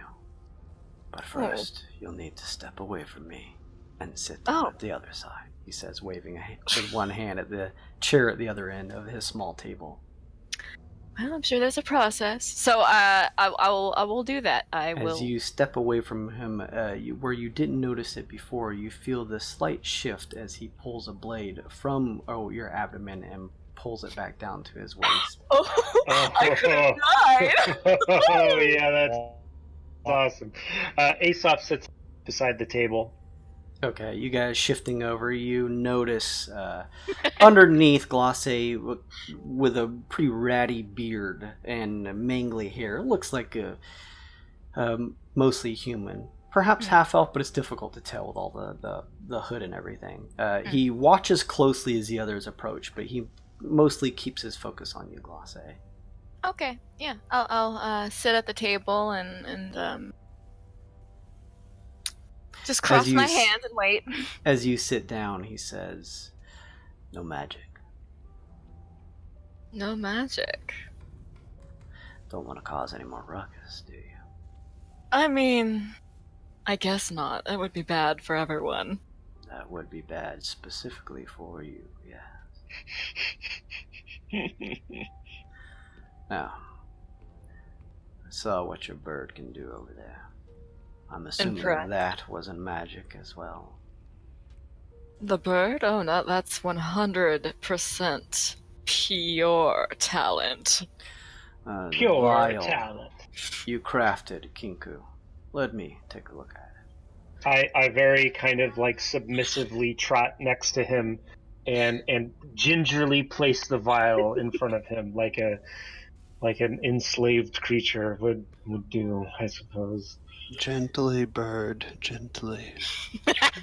It's drops of healing.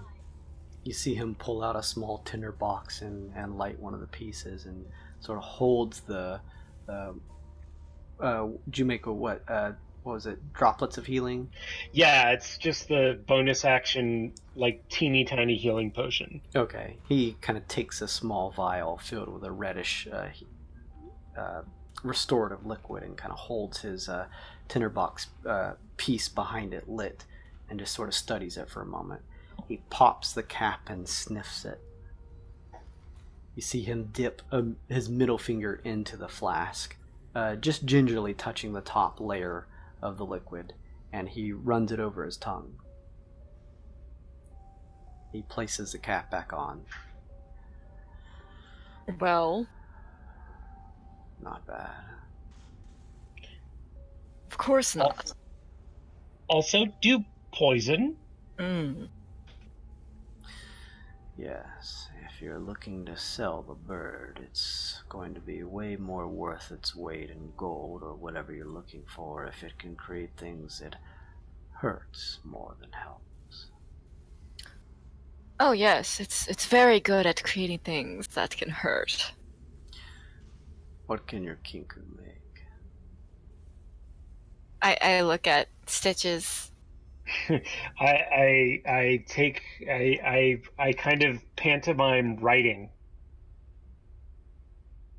Like I'm pantomiming writing on a piece of paper and looking at you. Oh, there's a list of things he can make. Do we have like You see where he turns to some of the other shady figures and snaps his fingers twice really quickly. One of them shifts a couple parchments just quickly out of his pockets. He slaps them on the table and kind of throws a quill on top and pushes them your way, Stitches. Nice. I write down the boring healing stuff, but I make sure to focus that I can make poison, I can make acid, I can make bottled insults, I can make I mean, this is all true. None of this is even a lie. I can make a potion of command. I can make a greater amulet that explodes and does elemental damage. I make sure to leave poison really, really vague, though. I just say poisons. He studies the list. And folds it up and shifts it in one of his pockets. It's not bad. It's a good possibility that even though you may not have an appointment, as you mentioned, with the guards, that it's possible you could get in with the Scaziatelli family, especially if I let you in knowing my name. But I want a cut of what you make from them. Well, what is your name? I want 30%. Can I do an insight? Does he look like he's like? Can I see his facial features? You can slightly make out his kind of grungy facial features. You see he's sort of missing a tooth towards the back of the top layer of teeth, and has a pretty ratty beard and pretty mangy hair that sort of covers some of the top of his head. But you can kind of make out his eyes and face enough to make an insight check. I want to see if he is. You know what? No, I want to first say. Well, I have a family to take care of. 20. And then I want to look at his reaction when I say that. And I guess do an insight on his reaction. He shrugs and says, well, I wish you the best of luck. Well, you are quite difficult, but what about 25? Make a persuasion check.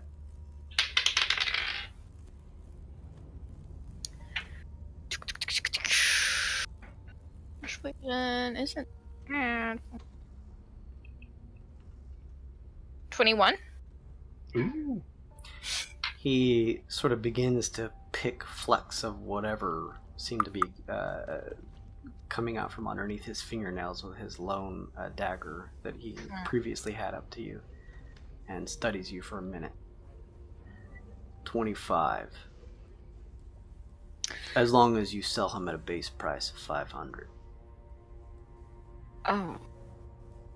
I mean, he's going to get sold for far more than that. Valuable asset. Incredibly valuable. Yeah, we'll see. Alright. I usually hang around this place. I should be around here tomorrow night. Same place. Find me here where I usually am. Okay. 25%. Minimum Right. 500 for the bird. Of course. Xeris, he says. Xeris. Tell them Xeris sent you. It may not be enough to have them swinging the doors open, but it'll help you get in. Got it. Thanks. Oh, and I've been hearing talk around town. I hear there's a big nasty bird going around. Is that a slave? Or a beast? He's silent for a moment. It seems... says, don't know. Don't involve myself in stuff like that. Okay. He, as he says this, shifts his eyes over at you, Ringkaz. I look back at him, just give him a dead stare. And then he looks back at you, Glace, and begins, continues sort of digging under his fingernails with his dagger. It seems... Oh, yeah, go ahead. I was gonna say, I would like to scan the bar one more time. I'd like to use my bounty hunter. This is no more a better time than ever to see if I have any contacts or any sorts with my bounty hunter feature. Ear to the ground. As you do this, Ringkaz, you get the sense that although this is a unlikely participant, that they probably have some similar background. Just hearing the cadence of him speak and the way he treats himself, that the guy you're currently speaking to, Xeris, may partake in some of that as well.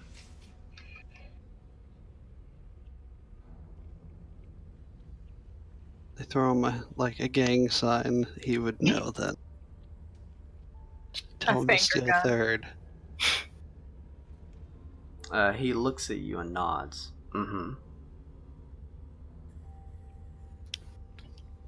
I look to him and say, it's often with deals like these that it's best to finalize it over a drink. Come, let's get a round for everyone.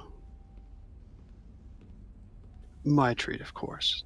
What the fuck are you planning? What is this? What is happening? Silent Stitches! Oh, I didn't say that out loud! I know. Murder. Murder?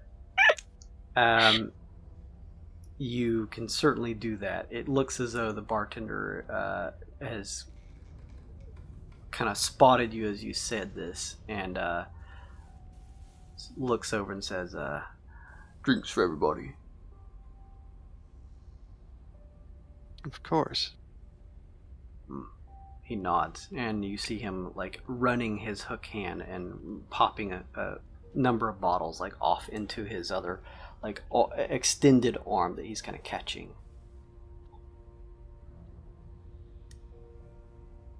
That's very nice of you, friend, Zara says as you turn back.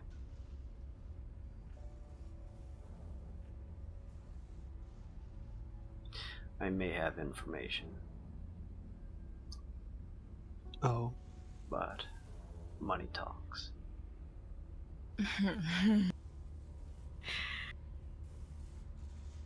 Valuable asset. Murder. I'm sure you may be a valuable asset, but if you're looking for more information than that, besides me giving you my name, of which to do with whatever you please, one other info, then I may have it come through my lips for a bit of coin. I shrug and say, well, I'm here for, I gesture over to Glace and say, a job, so I'm already being paid. So whatever I may make for, and I look down to Aesop and kind of like nudge him with my foot for the bird. Well, I guess I could just shell some of that out now. And I put 20 gold on the table. Ooh, big spender. You see him count the coins one at a time as the bartender sort of, both arms sort of like wrapped around his front as he's beginning to drop off the tankards at all the desks, the tables. You notice that the patrons take it, and they're still quiet. They're not jovial in any sense, but they do raise their glasses your way, Glace, to the group, and then begin to drink. The bartender drops one off at Xeris' table, and he pulls it over and takes a sip as he finishes counting the coins, kind of slipping them one at a time in a pouch. He pulls the pouch top and looks at you guys and says, never heard anything about what you're talking about, but word is, as I was running some supplies to the Scagliatellis, that there's been death in the family. Bad circumstances, so I heard. Wouldn't know the details of it, though. Don't want to pry too far. Interesting. Maybe related, maybe not.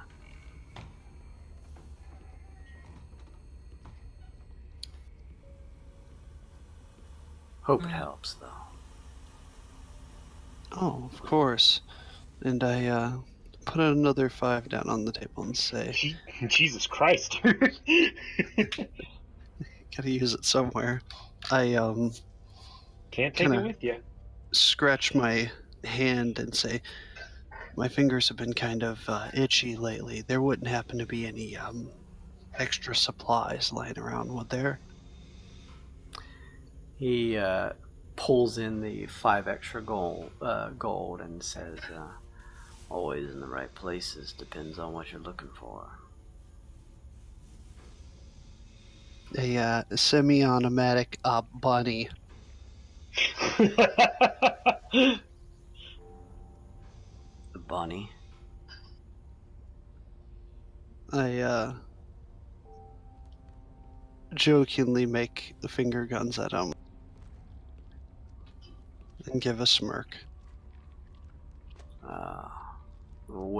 Range weaponry similar to what the patrollers may use, like the hippo things. Of course. Bunny! Yeah, I know a guy. But he's off-world right now. If you were to give me 2 or 3 days, I could contact him for you, though. Sure.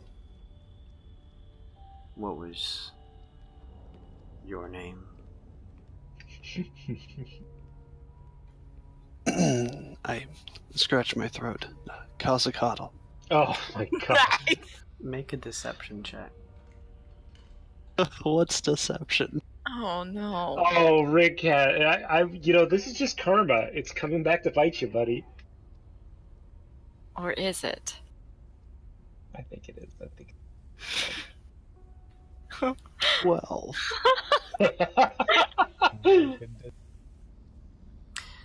He looks up and says, "You'll have to bring me my portion for the bird.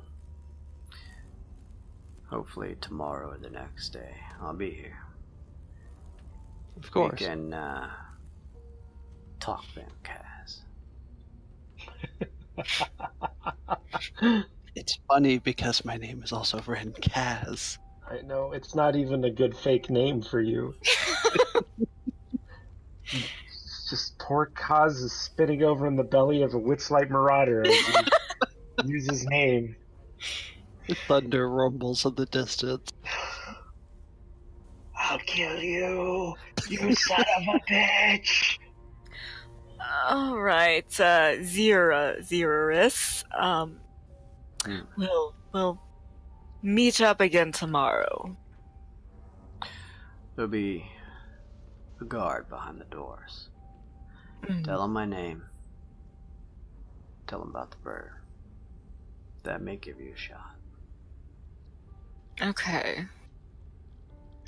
Valuable information. Shh. Thank you. Kind of cower. He kind of laughs watching as you cower and takes a sip of his drink. I'm gonna murder this guy before we leave. I need to test the gun on someone. All right. Well, I want to kind of go up to the barkeep now and ask. How long does Charm Person work? It works for an hour. Oh, fuck, okay. Thank goodness. Oh, we're gonna have to deal with that tomorrow, though. He's gonna know. It's okay. I'll have it tomorrow. Oh, that's amazing. I mean, are you guys really selling Aesop? No. I mean, no, we're not. Aesop has plans, but he can't exactly blurt them out here in the middle of the bar. I want to ask the barkeep, so, any good places to sleep around here? He finishes wiping one of the insides of the mugs and kind of points over at a set of stairs at the darkened right side, sort of like portioned into the wall. Previously, like before you went to the far right side to meet with Zerus, and says, "Got a few rooms upstairs." Any other places? I mean, I don't like to stay where I do business. Ooh, good follow-up. Don't shit where you eat. He looks around a little blank-mindedly and says, "Not that I know of." What? Ugh. Oh, our new friend. What's his name? The one that isn't the supplier.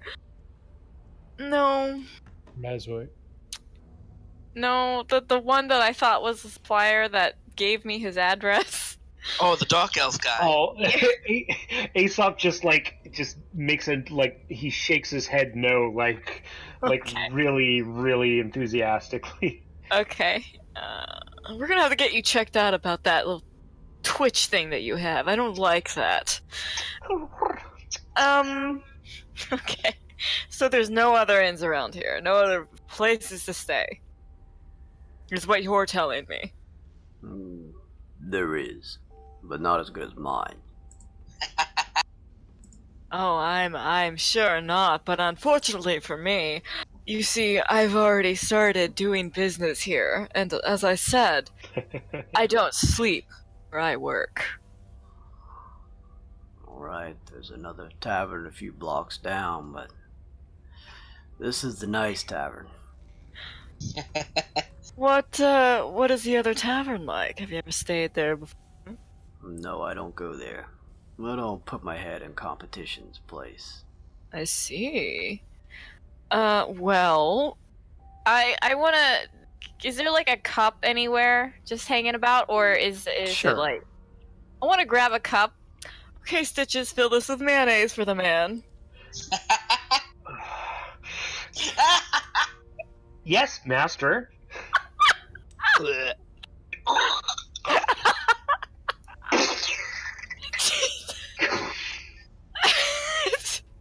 And I just take to like heaping like I have my claws cupped like I'm trying to carry water, and I just kind of right onto the bar. Just Oh, you didn't even put it in the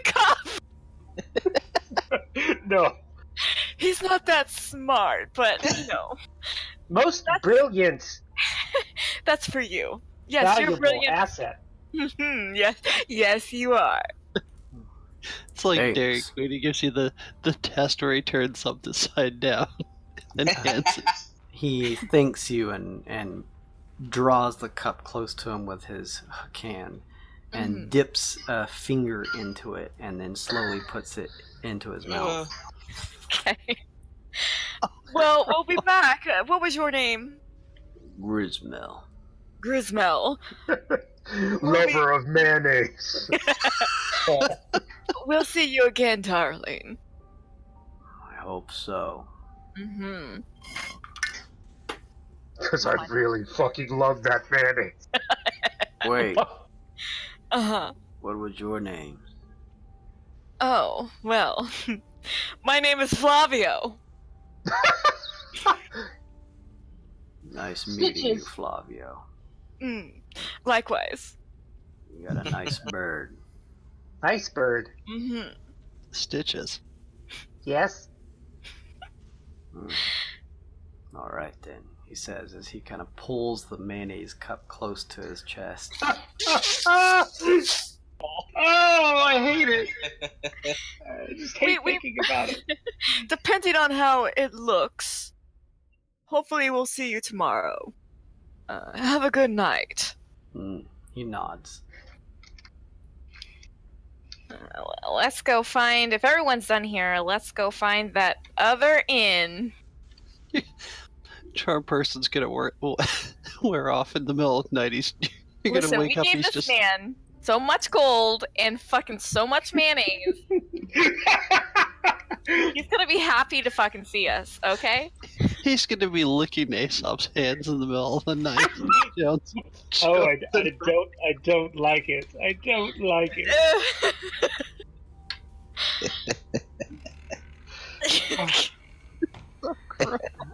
Glace, give me some type of give me a history check at advantage, please. Okay. Bad? Pretty bad. Let's see. History. 17. You do remember that you feel like because of your background and how you are sort of trained to almost search out and find these sort of tavern-like areas because of your profession, that on the way here you feel like you spotted what may be a tavern, but it was like the entrance was in like an alleyway that you passed by. Ooh, no. Okay. You know what? How do you guys feel about just staying here? I'll just tell him that I liked him so much or something that we decided to stay here. Here? Nice. Yeah. I don't feel good about going back there in that alley. Never know what's going on around there. I've fallen asleep in some really bad bars and slept in some gross places. Oh, I believe it. I feel like this place may be worse than any of them, and this is the best place.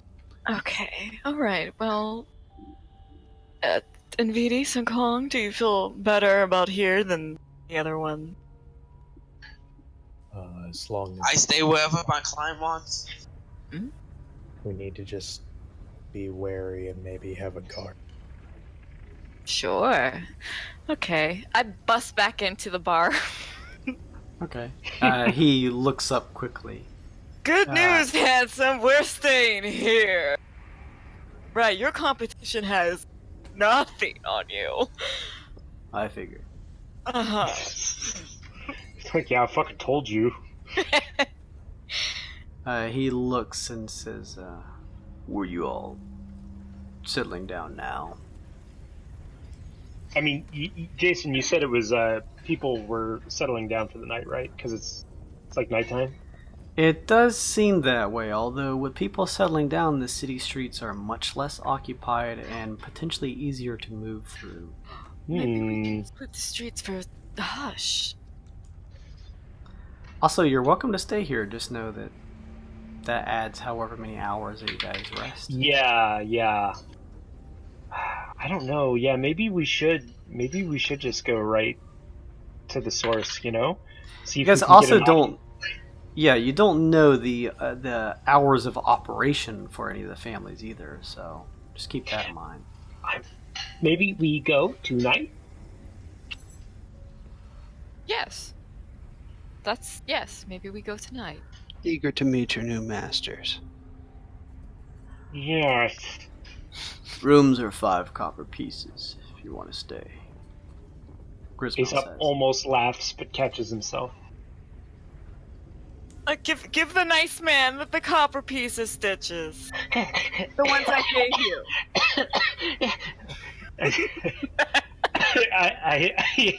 I hand him 3 silver pieces. He takes it. Glace, you also remember thinking about this, that you are welcome to stay. You just know that once the charm person spell wears off, he will know that you charmed him. Okay, well, in that case, before we hand over, all right.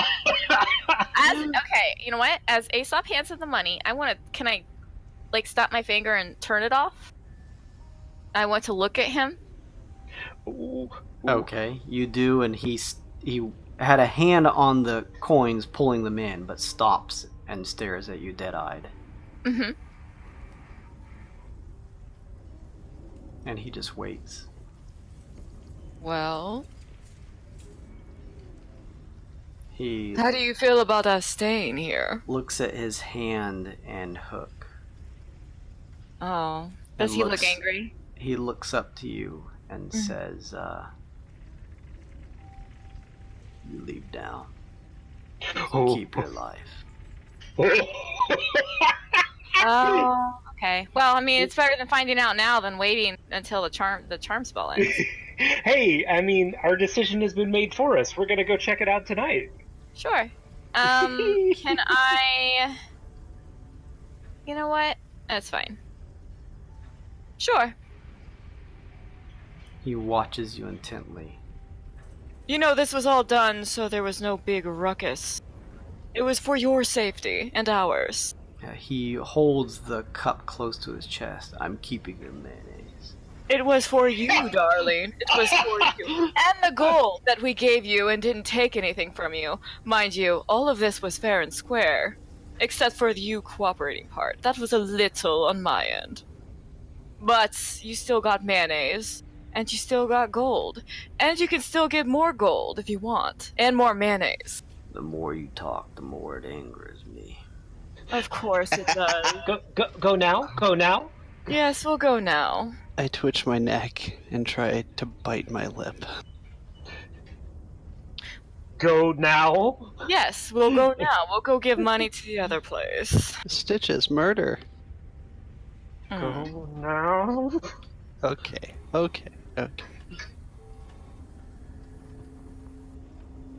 He watches intently, just staring at you. Mm-hmm. Are you guys heading out from here? Yes. Yeah! Okay. You guys leave as he just watches. Clearly agitated over the fact that, although he may not have been able to necessarily recognize the magic, he knows that something was cast on him.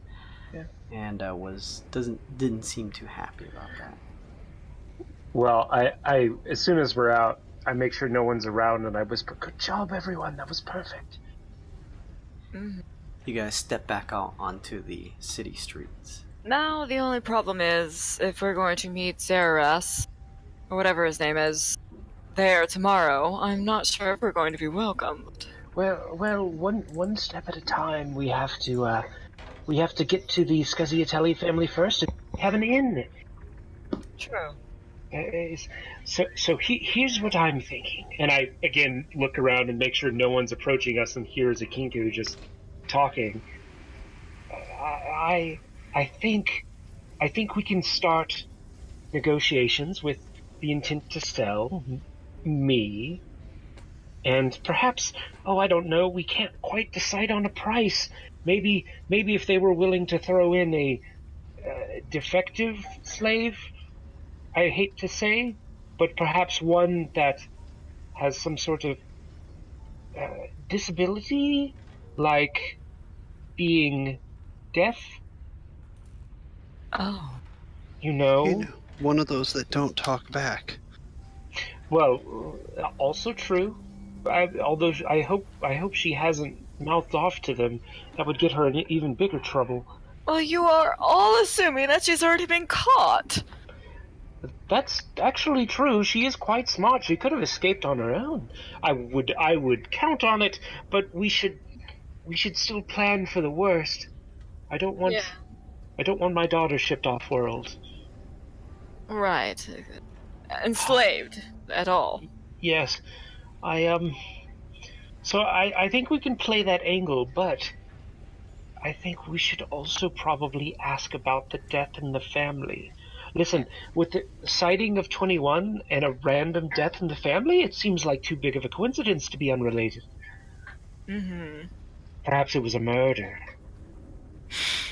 And, again, not a lie, I can craft the tranquilizers needed to bring that beast down if they just let me view the crime scene. Oh, right. I can use some of my friend's supernatural senses to recreate the murder in my mind. Oh, well, that's very helpful then.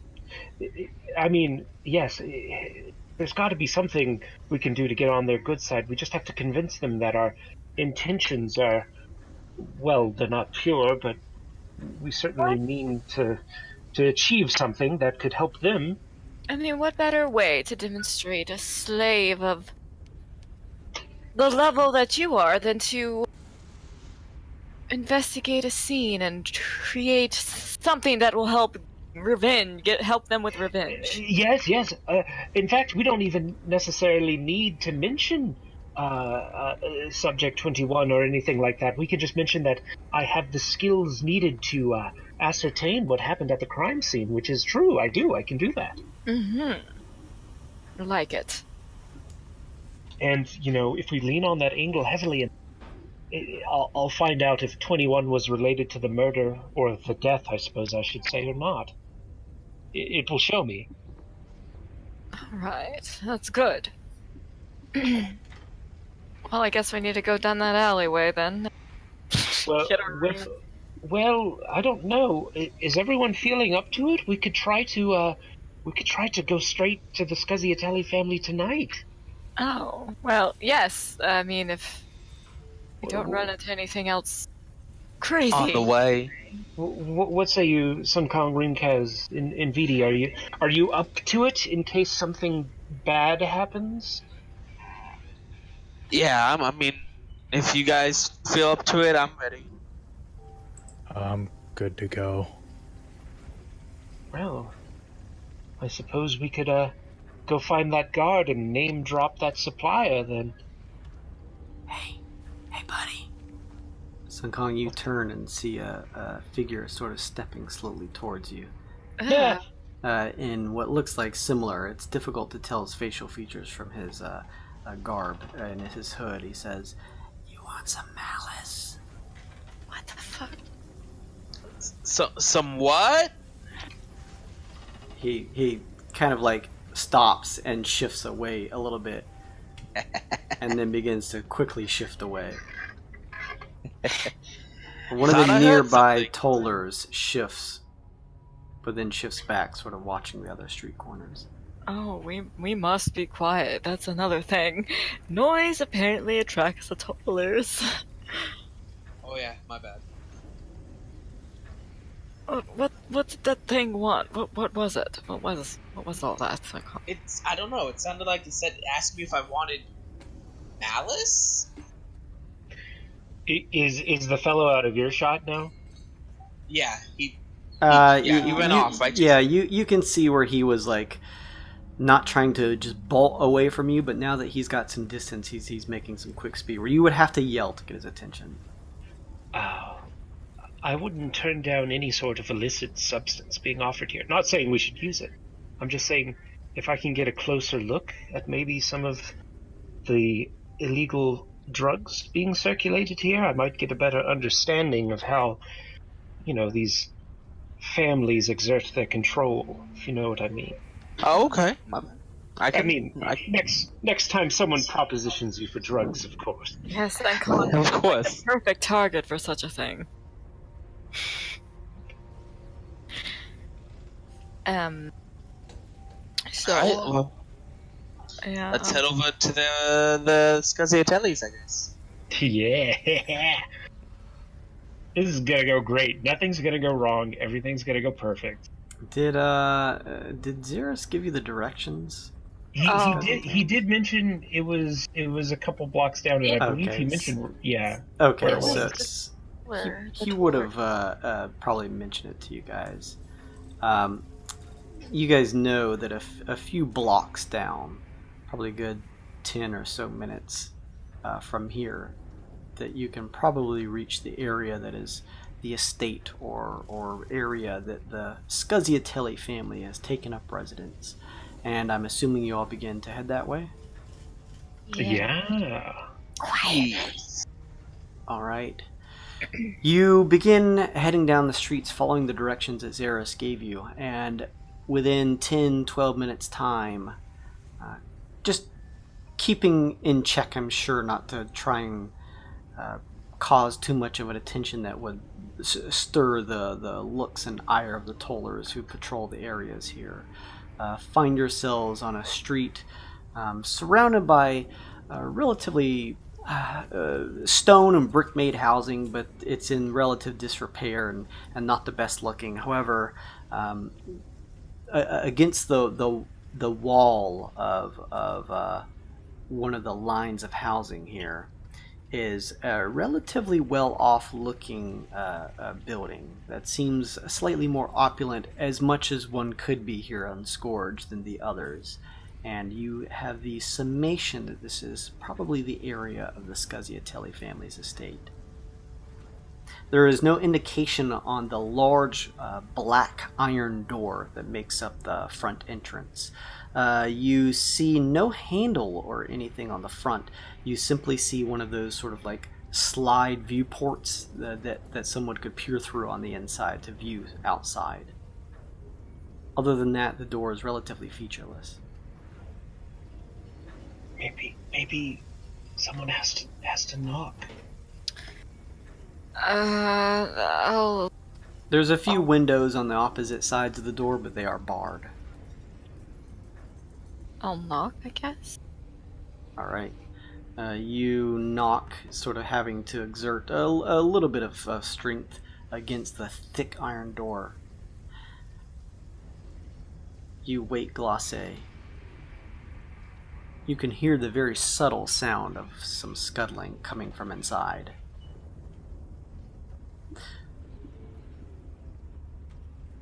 As this all finishes up,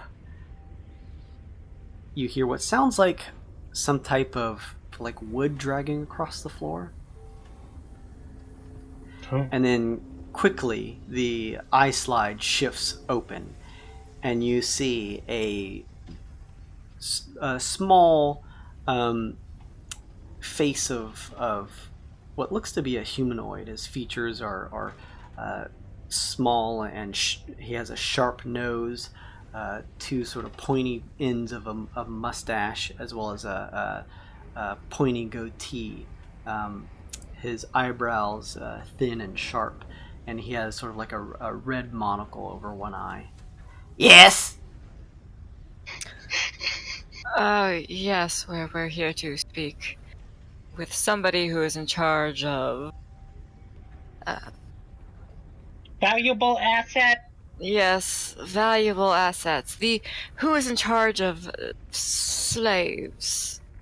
You hear the sound of wood kind of shifting as the kind of man peers over, staring down at you, Aesop, and looks back to you, Glace. Who are you? What? Sorry. Who are you?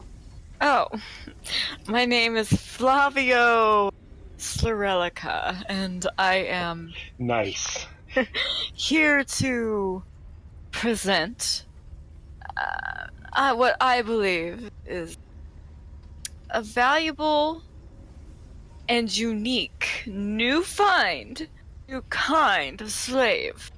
I believe the Scaziatella family would be interested in such a thing. Make a deception check, Glace.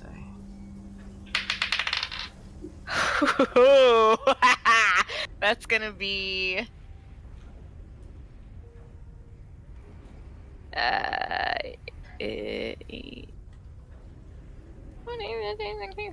27. Holy shit. You see him like look down as if he's like pulling something out of like one of the, you can kind of barely make out the collar of like a dark coat collar as he shifts, almost like he's reaching into his coat for something, but it's out of view, obviously, with a small slit of the eye hole here. He looks down for a second, then turns back and says, you watch as his beady eyes sort of scrunch up. You don't look like a supplier. Oh, well, thank you.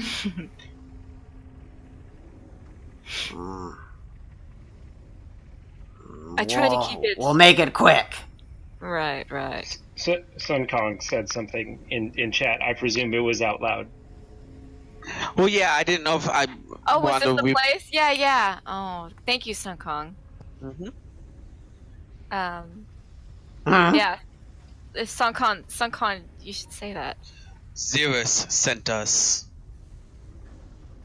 Oh, there. Hold on. The slot, the slide where his beady eyes were staring through quickly shuts, and you hear the shifting of wood again.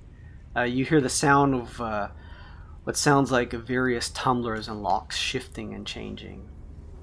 And you hear the creaking of the black iron door open as peering before you now, although much smaller now that you see a stool nearby accompanying him, is a smaller figure.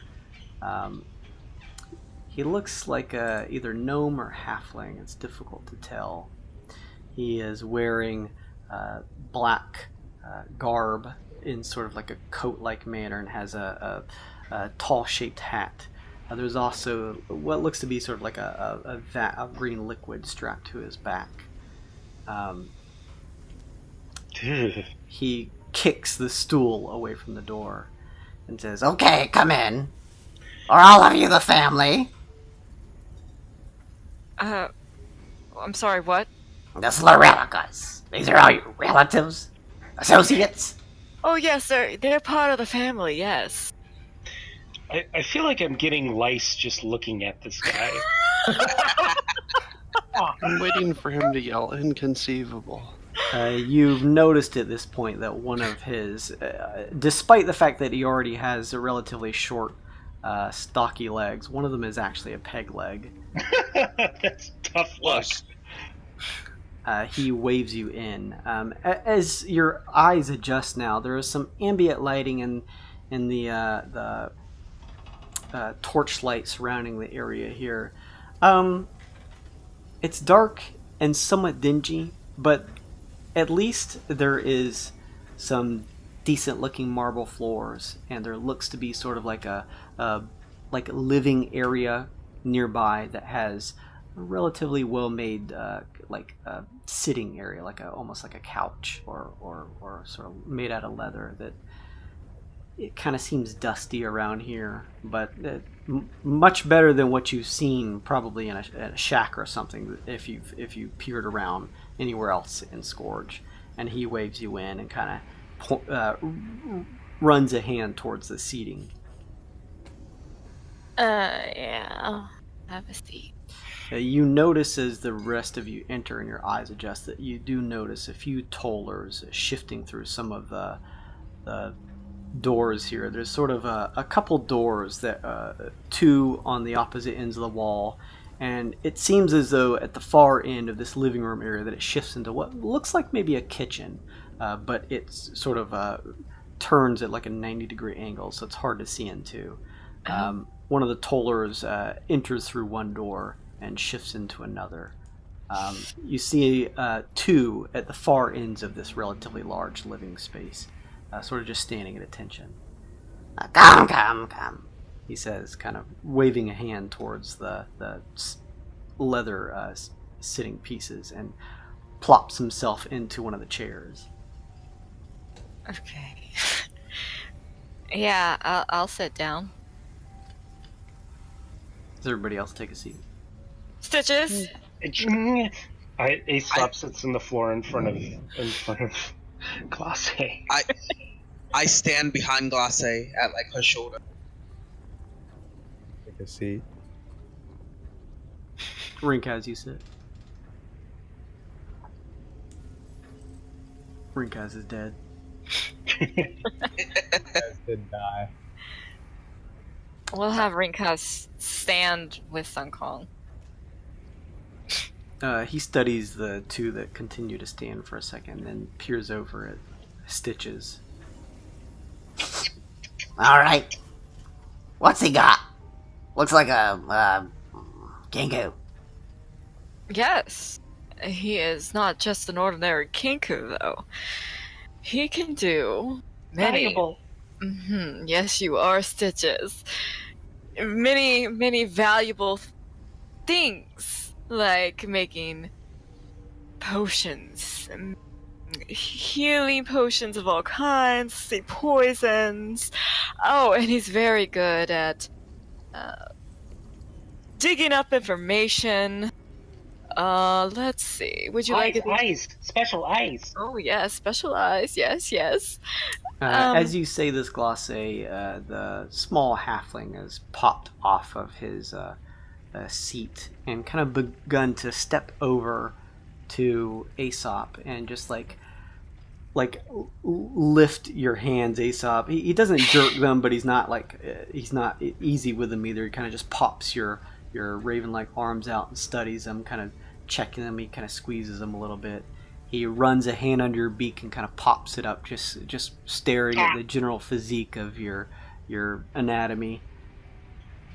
Name's Zermo. I run this place here. Oh, well, it's a pleasure to meet you, Zermo. What do you think? Does he... It looks to be in... Well, I've seen better. Oh, What? better how, dear? Aesop grimaces. He's kind of old. Show me what he can do. I need to see it. Stitches, make me... No funny business. Oh. Stitches is all business, no funny about him. Unless you want him to be funny. No. Make me a poison. Okay. I'm gonna take out my little daddy's first alchemy kit. And make it a good one. I give him inspiration. Okay. Inspiration. That was my inspirational. All right. I'm gonna take some stuff that I know is probably deadly if put together. A live demonstration. Good. He says, and he puts two fingers in his mouth and he blows to whistle. What? Aesop, as you're finishing opening up your stuff, you see pushing through the doorway Just gonna go ahead and get this out here now. Okay, you got your inspiration. Pushing through one of the doorways, almost tripping as they're being pushed out, is a kinku in chains with a toller behind. Oh no.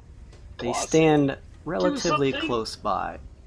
What is the meaning of this? A live demonstration. Let's see what it can do. Oh, the poison? Yes, the poison. Oh. Oh, I didn't know we were... I look at Glace and say, do you think... Well, hold Does on. he know once that the kinku aren't immune to? Most of the kinku are immune to the poison because he makes it, so... Oh, that's clever.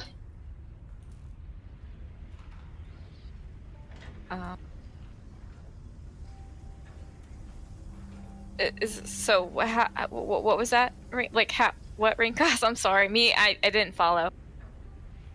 I mean, I was suggesting that maybe he should make something else since kinku are usually immune to the poison that he makes because it's made by... Made with blood. Oh, that's right. You see, the unfortunate thing about that little weakling kinku there is that this kinku he's special because he uses it's blood science, you see. And since he's using kinku blood, Hematology, yes. It doesn't affect kinkus the same way. Hematology, yes. That's right, Stitches. Alright. Hey, He waves a hand. a human. Oh, God. The toller grips the chains, and the kinku nearly topples over as it's pulled by the neck back through a set of doors. You're really making me work here. You better have the good stuff. He says, pointing a finger. Oh, Jason, I wanna try to make. So I used that sleeping powder that we got from the pyramid to make a tranquilizer. You did. I want to try my hardest to make a poison that acts like almost like a comatose tranquilizer kind of deal. Okay, so you're going to use the silvery powder. Yeah, I mean, I may have a little bit left of it. Mm-hmm. Oh, actually, I still have one of the crossbow bolts. I think, you know what? I think a simple poison is a little droll. What's the biggest, meanest thing you have here? Oh, yes. Mm-hmm. Through the other side, the door opens, and shambling out is a very gaunt-looking human with a long beard, pushed ahead by a toller. This is the biggest, meanest thing that you have here? No, I thought you meant the poison he was going to make. Oh, no, no, honey, the poison. I want to show you something amazing, not something so obvious. We all know what poisons do. Okay. I want the biggest, most baddest slave you have. And we're going to put him to sleep. To sleep. Oh yes, a tranquilizer. Instant. Boom. Taken care of. Oh, no. We want the dead. What? I mean, that's so easy. When you don't have any use for a tranquilizer? You brought me this bird. I want to see him craft something that can kill. Oh. All right. Make something easy first. Let's see. Most of them can't even do that. If we can make something simple that'll take this guy here out, then we can start talking a little business. I'm not gonna bring out the toughest one. I mean, I didn't bring my most valuable, unique slave here to do tiny, simple work. I mean... Then make something nasty. Make something agonizing so that when he dies, he'll be clawing out at his tongue and throat. Do you have something like that, Bird? I think...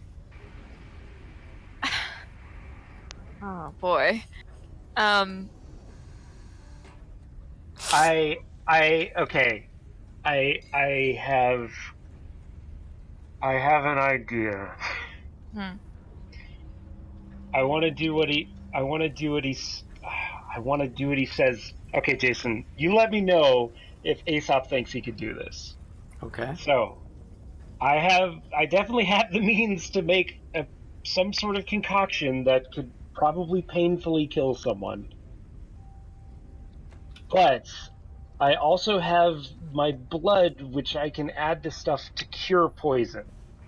I want to know if I can possibly make something really painful that perhaps knocks this fellow out, or like makes him comatose or whatever.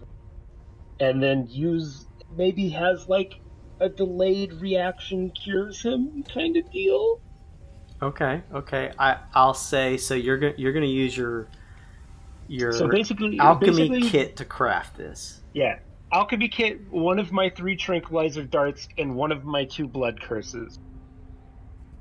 Okay. Which the one blood curse being purgation, the one that lets me cure a poisoned effect on someone. You feel like crafting something that will have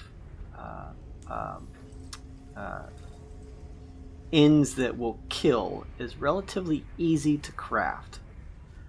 But you know that crafting something that not only will cure them soon after, but has a delayed reaction will be somewhat difficult. So I have the DC in my head, and you're more than welcome to make the check.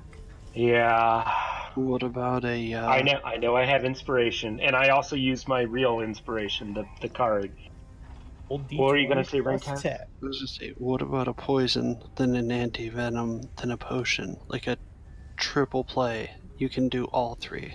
So you kill the dude, but you spare him with an anti-venom and then heal him back. I mean, at this point, you'd have to say it out loud because we can't communicate telepathically. No, I mean, is that a thing that he would be able to do? I mean, it's already going to be hard enough to give the cure poison effect on him. Gotcha. All right. I mean, I could try it if Jason would let me, but I don't think Aesop would have naturally come up with that idea without you saying it out loud. No, I just wanted to make sure it was the thing. Yeah. I looked at him. Okay. I'll look to him and say it then.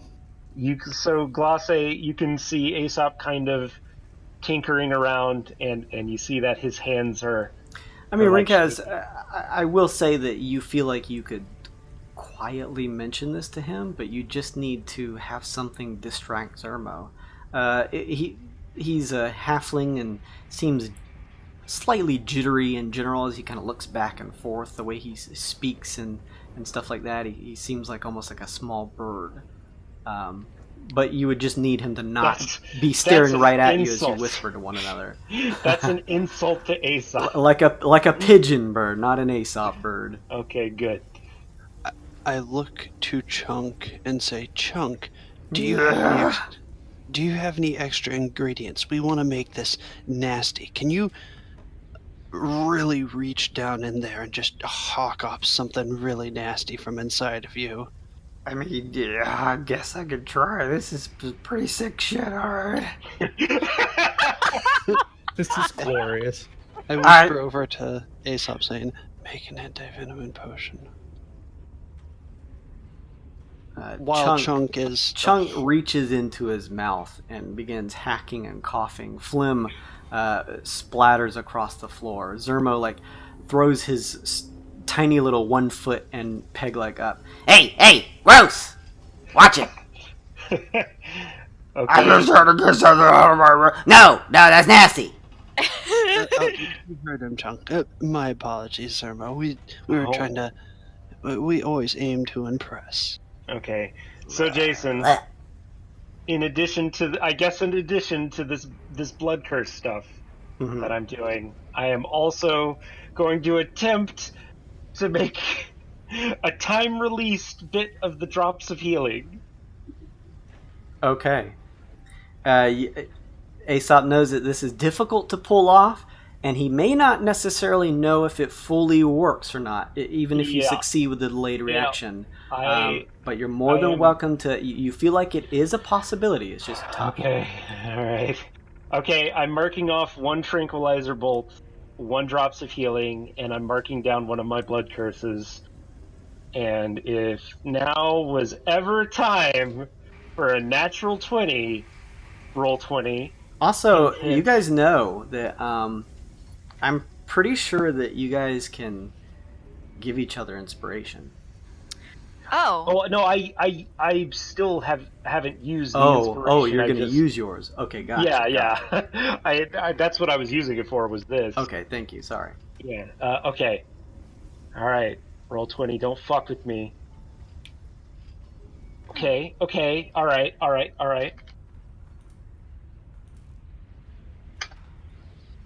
That is going to be a 31. Holy shit. My bird! Zermo watches with intent as you kind of splay out your alchemy kit. Alchemy kit or poisoner's kit? It's specifically an alchemist supply. Okay. So you splay out your tools and kind of begin crafting over a few minutes here. Zermo watches intently. Yes. Occasionally he actually speaks out to what you're doing, as if he clearly has some knowledge of how some of the process of this works. Aesop is internally cringing so hard to hear him say, I imagine he doesn't get everything exactly right with the weird way Aesop like mixes in his own blood and stuff like that, or does he actually sound like he knows what he's fucking talking about? It kind of sounds like he understands a bit of hematology as well. Oh shit. That's interesting. Okay, right. yes. Slightly unconventional, but nice, okay. So Aesop produces, after however long it takes him to make this, a silvery like liquid that has like red ribbons kind of floating in it. Alright, bring him here. Zermo says as the kind of gaunt human male's kind of pushed forward towards you, Aesop, and he's kind of pushed at the shoulder to fall on his hands and knees close to you. Yeah, Aesop's hand is literally shaking with the vial. The gaunt figure looks up. You see the sullen eyes. He's unsure what's happening right now as you kind of study his face. Alright. Me poison? Zermo nods. Oh my god. well, hold on. Hold on, I have to make a roll. Jason, I have to make a roll. Okay. Okay, we're fine. Aesop just thinks, for Hush, it's one more terrible deed for Hush, and then no more. And he kind of takes a raveny claw and puts it under the guy's beard to pop his mouth open. Mm-hmm. And there's no resistance. He seems very weak. And I do that thing where I just like look away and close my and pour in the liquid. Was this a particular type of poison by any chance that you crafted? So here's the thing. No. I just wanted it to be something that was like basically like pouring mercury down someone's throat, because like I can't make like carrion crawler juice and all that fancy assassin shit that Ironic can make. I just make shit that could be lethal.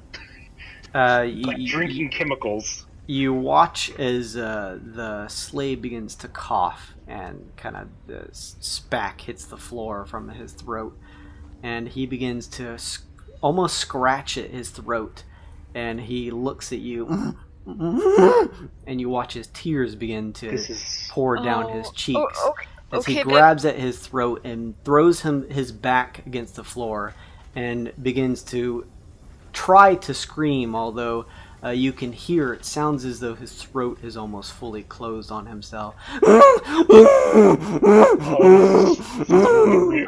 Really real. Oh, okay. And He but wait, wrenches and there's- wrenches and then falls flat against the ground. But there's more to this. Oh God. More? Oh, yes. That was excellent. Zermo says, slapping his hands together. Oh. Does he explode? No. Ah, too bad. Ah, take him away. The toller nods and just grips the chain, just sliding across the floor on his back. The slave is pulled through the double doors.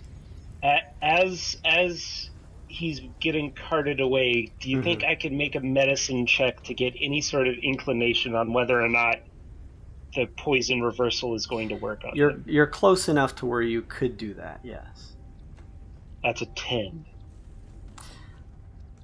Because you got such a high check with 31. Sorry, an 11. Oh, okay. Because you got such a high check and you got a 10 or over with this one, you get the sense that although it may take an hour, 2 hours, 3, he will come back. Although all the pain was real. Oh. Aesop kind of wipes the tears out of his eyes and tries to stand up straight and look like a valuable asset.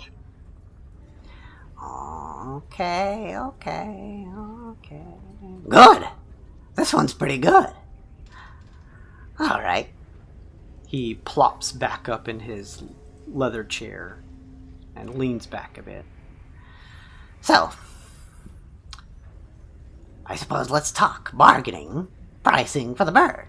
This is a special one here, clearly. Yes. I usually don't take business like this at such hours, but in this case I'll make a special arrangement. What were you looking for such a specimen?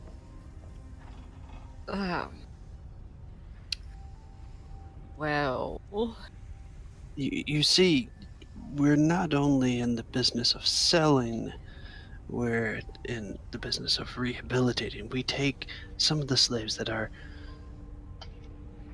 past their prime or defective and rehabilitate them to be more useful. Oh my God, Rinkaz, you're a fucking genius. yeah, you're fucking great, man. This one's got some age to him. Is this the same process you did with this one here? Yes, I mean, he was kind of at the end of his ropes, and we didn't have a whole lot of, use. And, sitting around and watching things, it grew a bit more sentience and intelligence, so we kind of nurtured slowly while we did our business. He picked up a few things. Well, Defective asset, now valuable. nasty. I'm going to murder you, I think. It seems as though you guys have quite the little business you've got running here, you slurrelicas. He says, kind of writhing his hands. A very small business. We don't like to branch out too far because it takes time. It's quality over quantity. I mean, at first, this one couldn't even talk.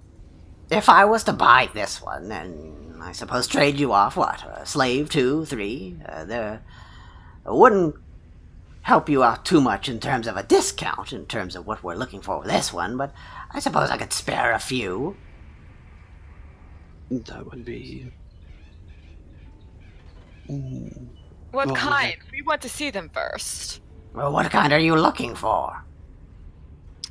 The super defective kind. Preferably Kinku. Yes. Okay, Kinku, specifically. Super defector. What do you mean? Old like him? Well, no, ones that with, disabilities or the younger ones that maybe are the dumber ones. We like to take in fresh minds and ones that look like, you know, they it like they're unteachable, I suppose, and we prove a point through the weaker one. A diamond in the rough, if you will. Mm-hmm. The ones who are rebellious or resistant, we take care of them, trust me. Do you have any of those? Well, no, I mean, if they resist, we kill them. Oh, right. Well, do you have any? Okay. Do you have any younger ones with any? Oh, yeah, plenty of younger ones. They breed all the time. Nasty things. Oh,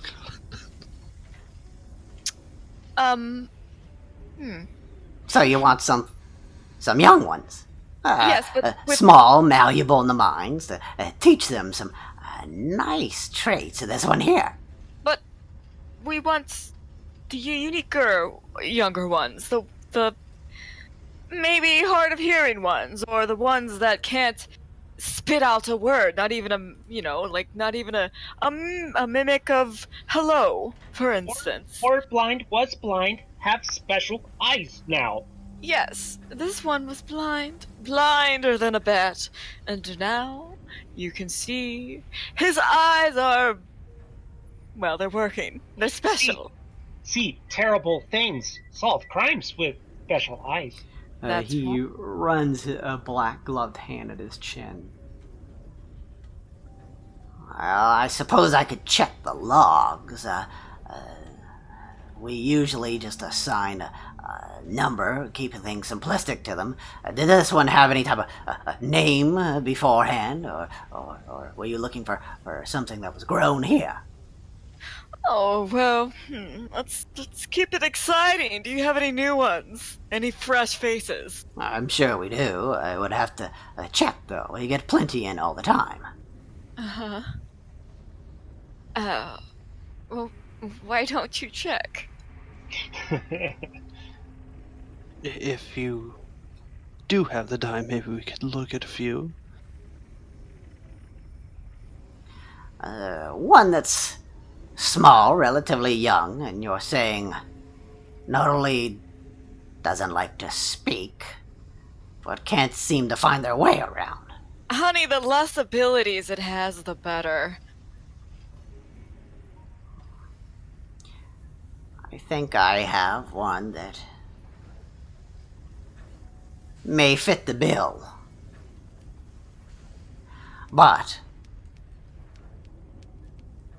you'll have to talk to the Baron first. Okay.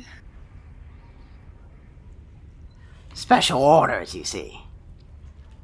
There's a process of things, I understand. Yes, the ruling lord of Scourge, the Baron, Scaziatelli. I can send word by pigeon that you'll be heading this way. That would be wonderful. And then once he's provided the information, we can talk cost. Another question. Have you heard of any monsters rampaging lately? What kind of monsters? I had people talk, we hear all sorts of things. What have they been saying? There was just, through the sewers or somewhere around here, it just seemed like there was a larger feathered creature causing trouble. Yes, a feathered beast. Like a bigger Kenku, like one that had maybe mutated from the sewer. These questions you have can all be answered by Lesrin, the Baron. Lazarin? He knows more than I. But you'll have to go speak with him first. He's usually never asleep. Asleep, you said? He's Usually never never. He likes to make sure that all things are under control. You can head that way now if you'd like, or I suppose we could wait, but I'd rather get things done now. Stitches serve, Baron. That's Yes. right. That's a good one there you got. Oh, I'm gonna murder the shit out of you, you little bastard. Take him to the Baron, why don't you? Yeah. To the Speak with the Baron.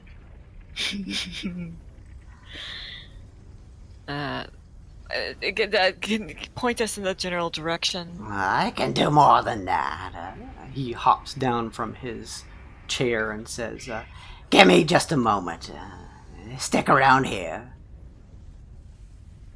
and Okay. he sort of lopsidedly peg-legs through a door. Did he leave us in here alone?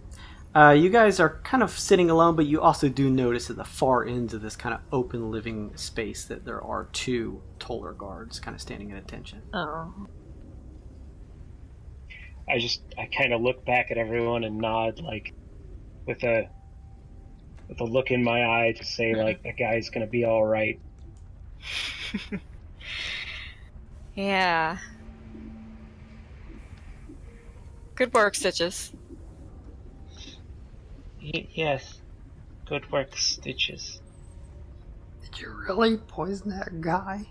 Chunk says. Is Chunk just fucking asking me that? Yeah. Oh shit. I guess I'd whisper. I did, but he's also going to be cured very shortly. Oh, okay. Yeah, okay, good. I kind of like put my arm on, put my hands on his shoulder, and like give him a squeeze, like. Yeah, he's still trembling.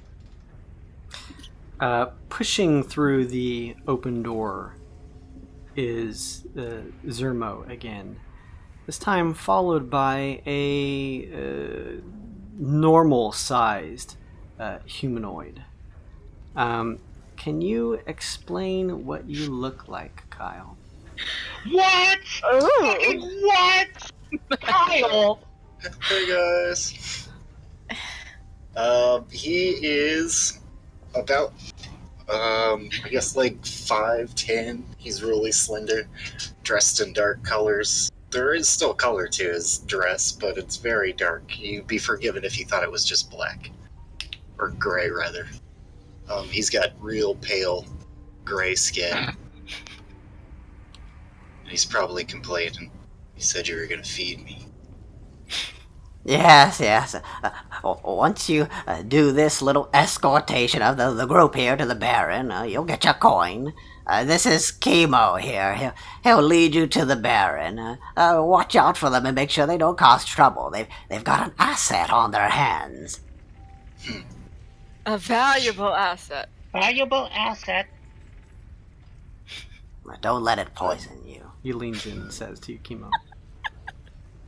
Is there still gore and viscera all over the place from... No. There's some kind of gross-looking spit and maybe phlegm kind of close to where this weird sort of like rounded creature, this ball-like creature with multiple eyes is. But other than that, there's no actual blood or gore. Not from the poisoning earlier. No, out of character, he was sort of like struggling and spasming, but he wasn't like spitting up blood or anything like that. Oh, okay. Yeah, okay. Fine. But let's hurry up. Yes, good. Talk to the Baron and come back, and then we'll talk shop for your friend there. He says, pointing at you, Stitches, Aesop. Oh. Great, an escort. Wonderful. Thank you. And with that, that's where we're going to end this session, and I'd like to introduce you guys to Kyle, our new player. Did we just get a sixth player? Fucking Kyle's thirst for D&D has finally bled over into another campaign. Kyle knows Bay and Luke. We played in campaigns ourselves in the past. You met Kevin before Kyle, but this is also Brian or Slim playing Ringkaz, and Nick playing in VT. Don't say hi or anything, guys. Hi. Boy. All right. You know what? Never mind. It was. Welcome to the group, Kyle. It's okay if you leave now. One of us. One of us. It was fun delivering 2 lines. See ya. Hey, What the fuck was that? I don't know. Kyle, if you want, you're welcome to share your race and class, but if you don't want to and you want to leave it a secret, you're more than welcome to, and we can wrap this session up. Yeah, I mean, I think it'd be pretty obvious. Like, I'm dressed up to be Heidi in the shadows. Like, I am a shadow monk, and I am a Shadar Kai, which is a shadow elf. Oh, that's sick. Yeah, I am ninja. So Very nice. we have Goku and a ninja. And Well, you're Hell also yeah. you're multi-classing, aren't you, Kyle? Yeah. oh, but then- what? No, Kyle well- multiclassing? No, I've never. I It's would never expect that. something of a specialty of mine, yeah. He's also a planar warrior because, there wasn't enough teleporting going on with just the things that I had, so... Oh Sounds my smart. God! Is your character just like Nothing Personnel Kid? The character just. Chemo wears a fedora and has a very long, elongated sword in hand. Yeah. It's almost 8 feet in length. Zermo introduces him, and you all look around, and you hear Chemo behind you whisper into your ear. No, none of that Nothing happens. personal, kids. still don't know why our cleric has a familiar, but Well, I've seen I mean- weirder shit. I've been hunting on the plains forever. so I'm excited to have you, Kyle. Thank you for joining us, and yeah, we're gonna have a new member to the group. my new friend. I do want to point out to you guys. Let's see. I know you're just joining, Kyle. And let's see. We're gonna have a session next week, but a little bad news. The previous weeks, or the 2 weeks after that. So that's the Friday the 3rd, and then the 10th. So we'll play next week, and then the 2 following weeks we're going to be taking off, only because I'm going to be doing some family stuff. So I hate to do that as you're just joining, Kyle, but I got some family stuff where I'm going to visit them. We're going to watch in-game and do all that fun shit. But we will be back after that, so we'll at least have a session for you to kind of get your feet in this world and interact with these characters here, which will be fun. And then we'll take a little bit of time up, but we'll come back strong. I don't really have anything planned after that. I'm sure, if you guys need as we mentioned, moving to this Fridays, we can probably take a break here and there. So that'll be a pretty good break having those 2 weeks off for you guys if you need to do anything. And then we'll come back strong, and we'll be ready to continue the Aesop session. And hopefully Aesop sees now that we're entering hard moral gray area. So He's not a fan.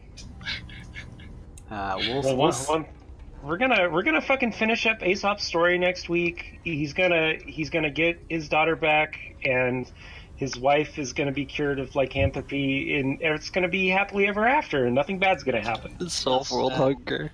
It's all gonna happen in 3 hours. It'll be perfectly fine. Oh boy, am I excited. Fuck you, Jason! Fuck you! Alrighty, everybody. Well, thank you for playing. Thank you guys, whoever is watching. I really appreciate it. Let's see if we got any non-robots in our stream here. Apricot Droopfruit, that's Total Robot. Commander Root's a robot. Skinny Seahorse may be a robot, I don't know, but thanks for joining anyway. There's Ted. Thanks for joining us. I like Ted. I appreciate you guys joining. Thank you if you're watching our YouTube or just watching the VOD on Twitch. It's very nice of you. I did a little overlay on our stream so you can kind of see and give you an idea, as well as if you look on the details on our Twitch page. That as you guys watch, you'll build up loyalty points, and you can do stuff like click on rifts if they pop up and get extra points, and you can use those to buy cool things like inspiration for the party members, or now I've added even a more accessible sort of reward that's a pretty low point cost that will give any player like a +1 to their roll, and you can give it to them multiple times in a session.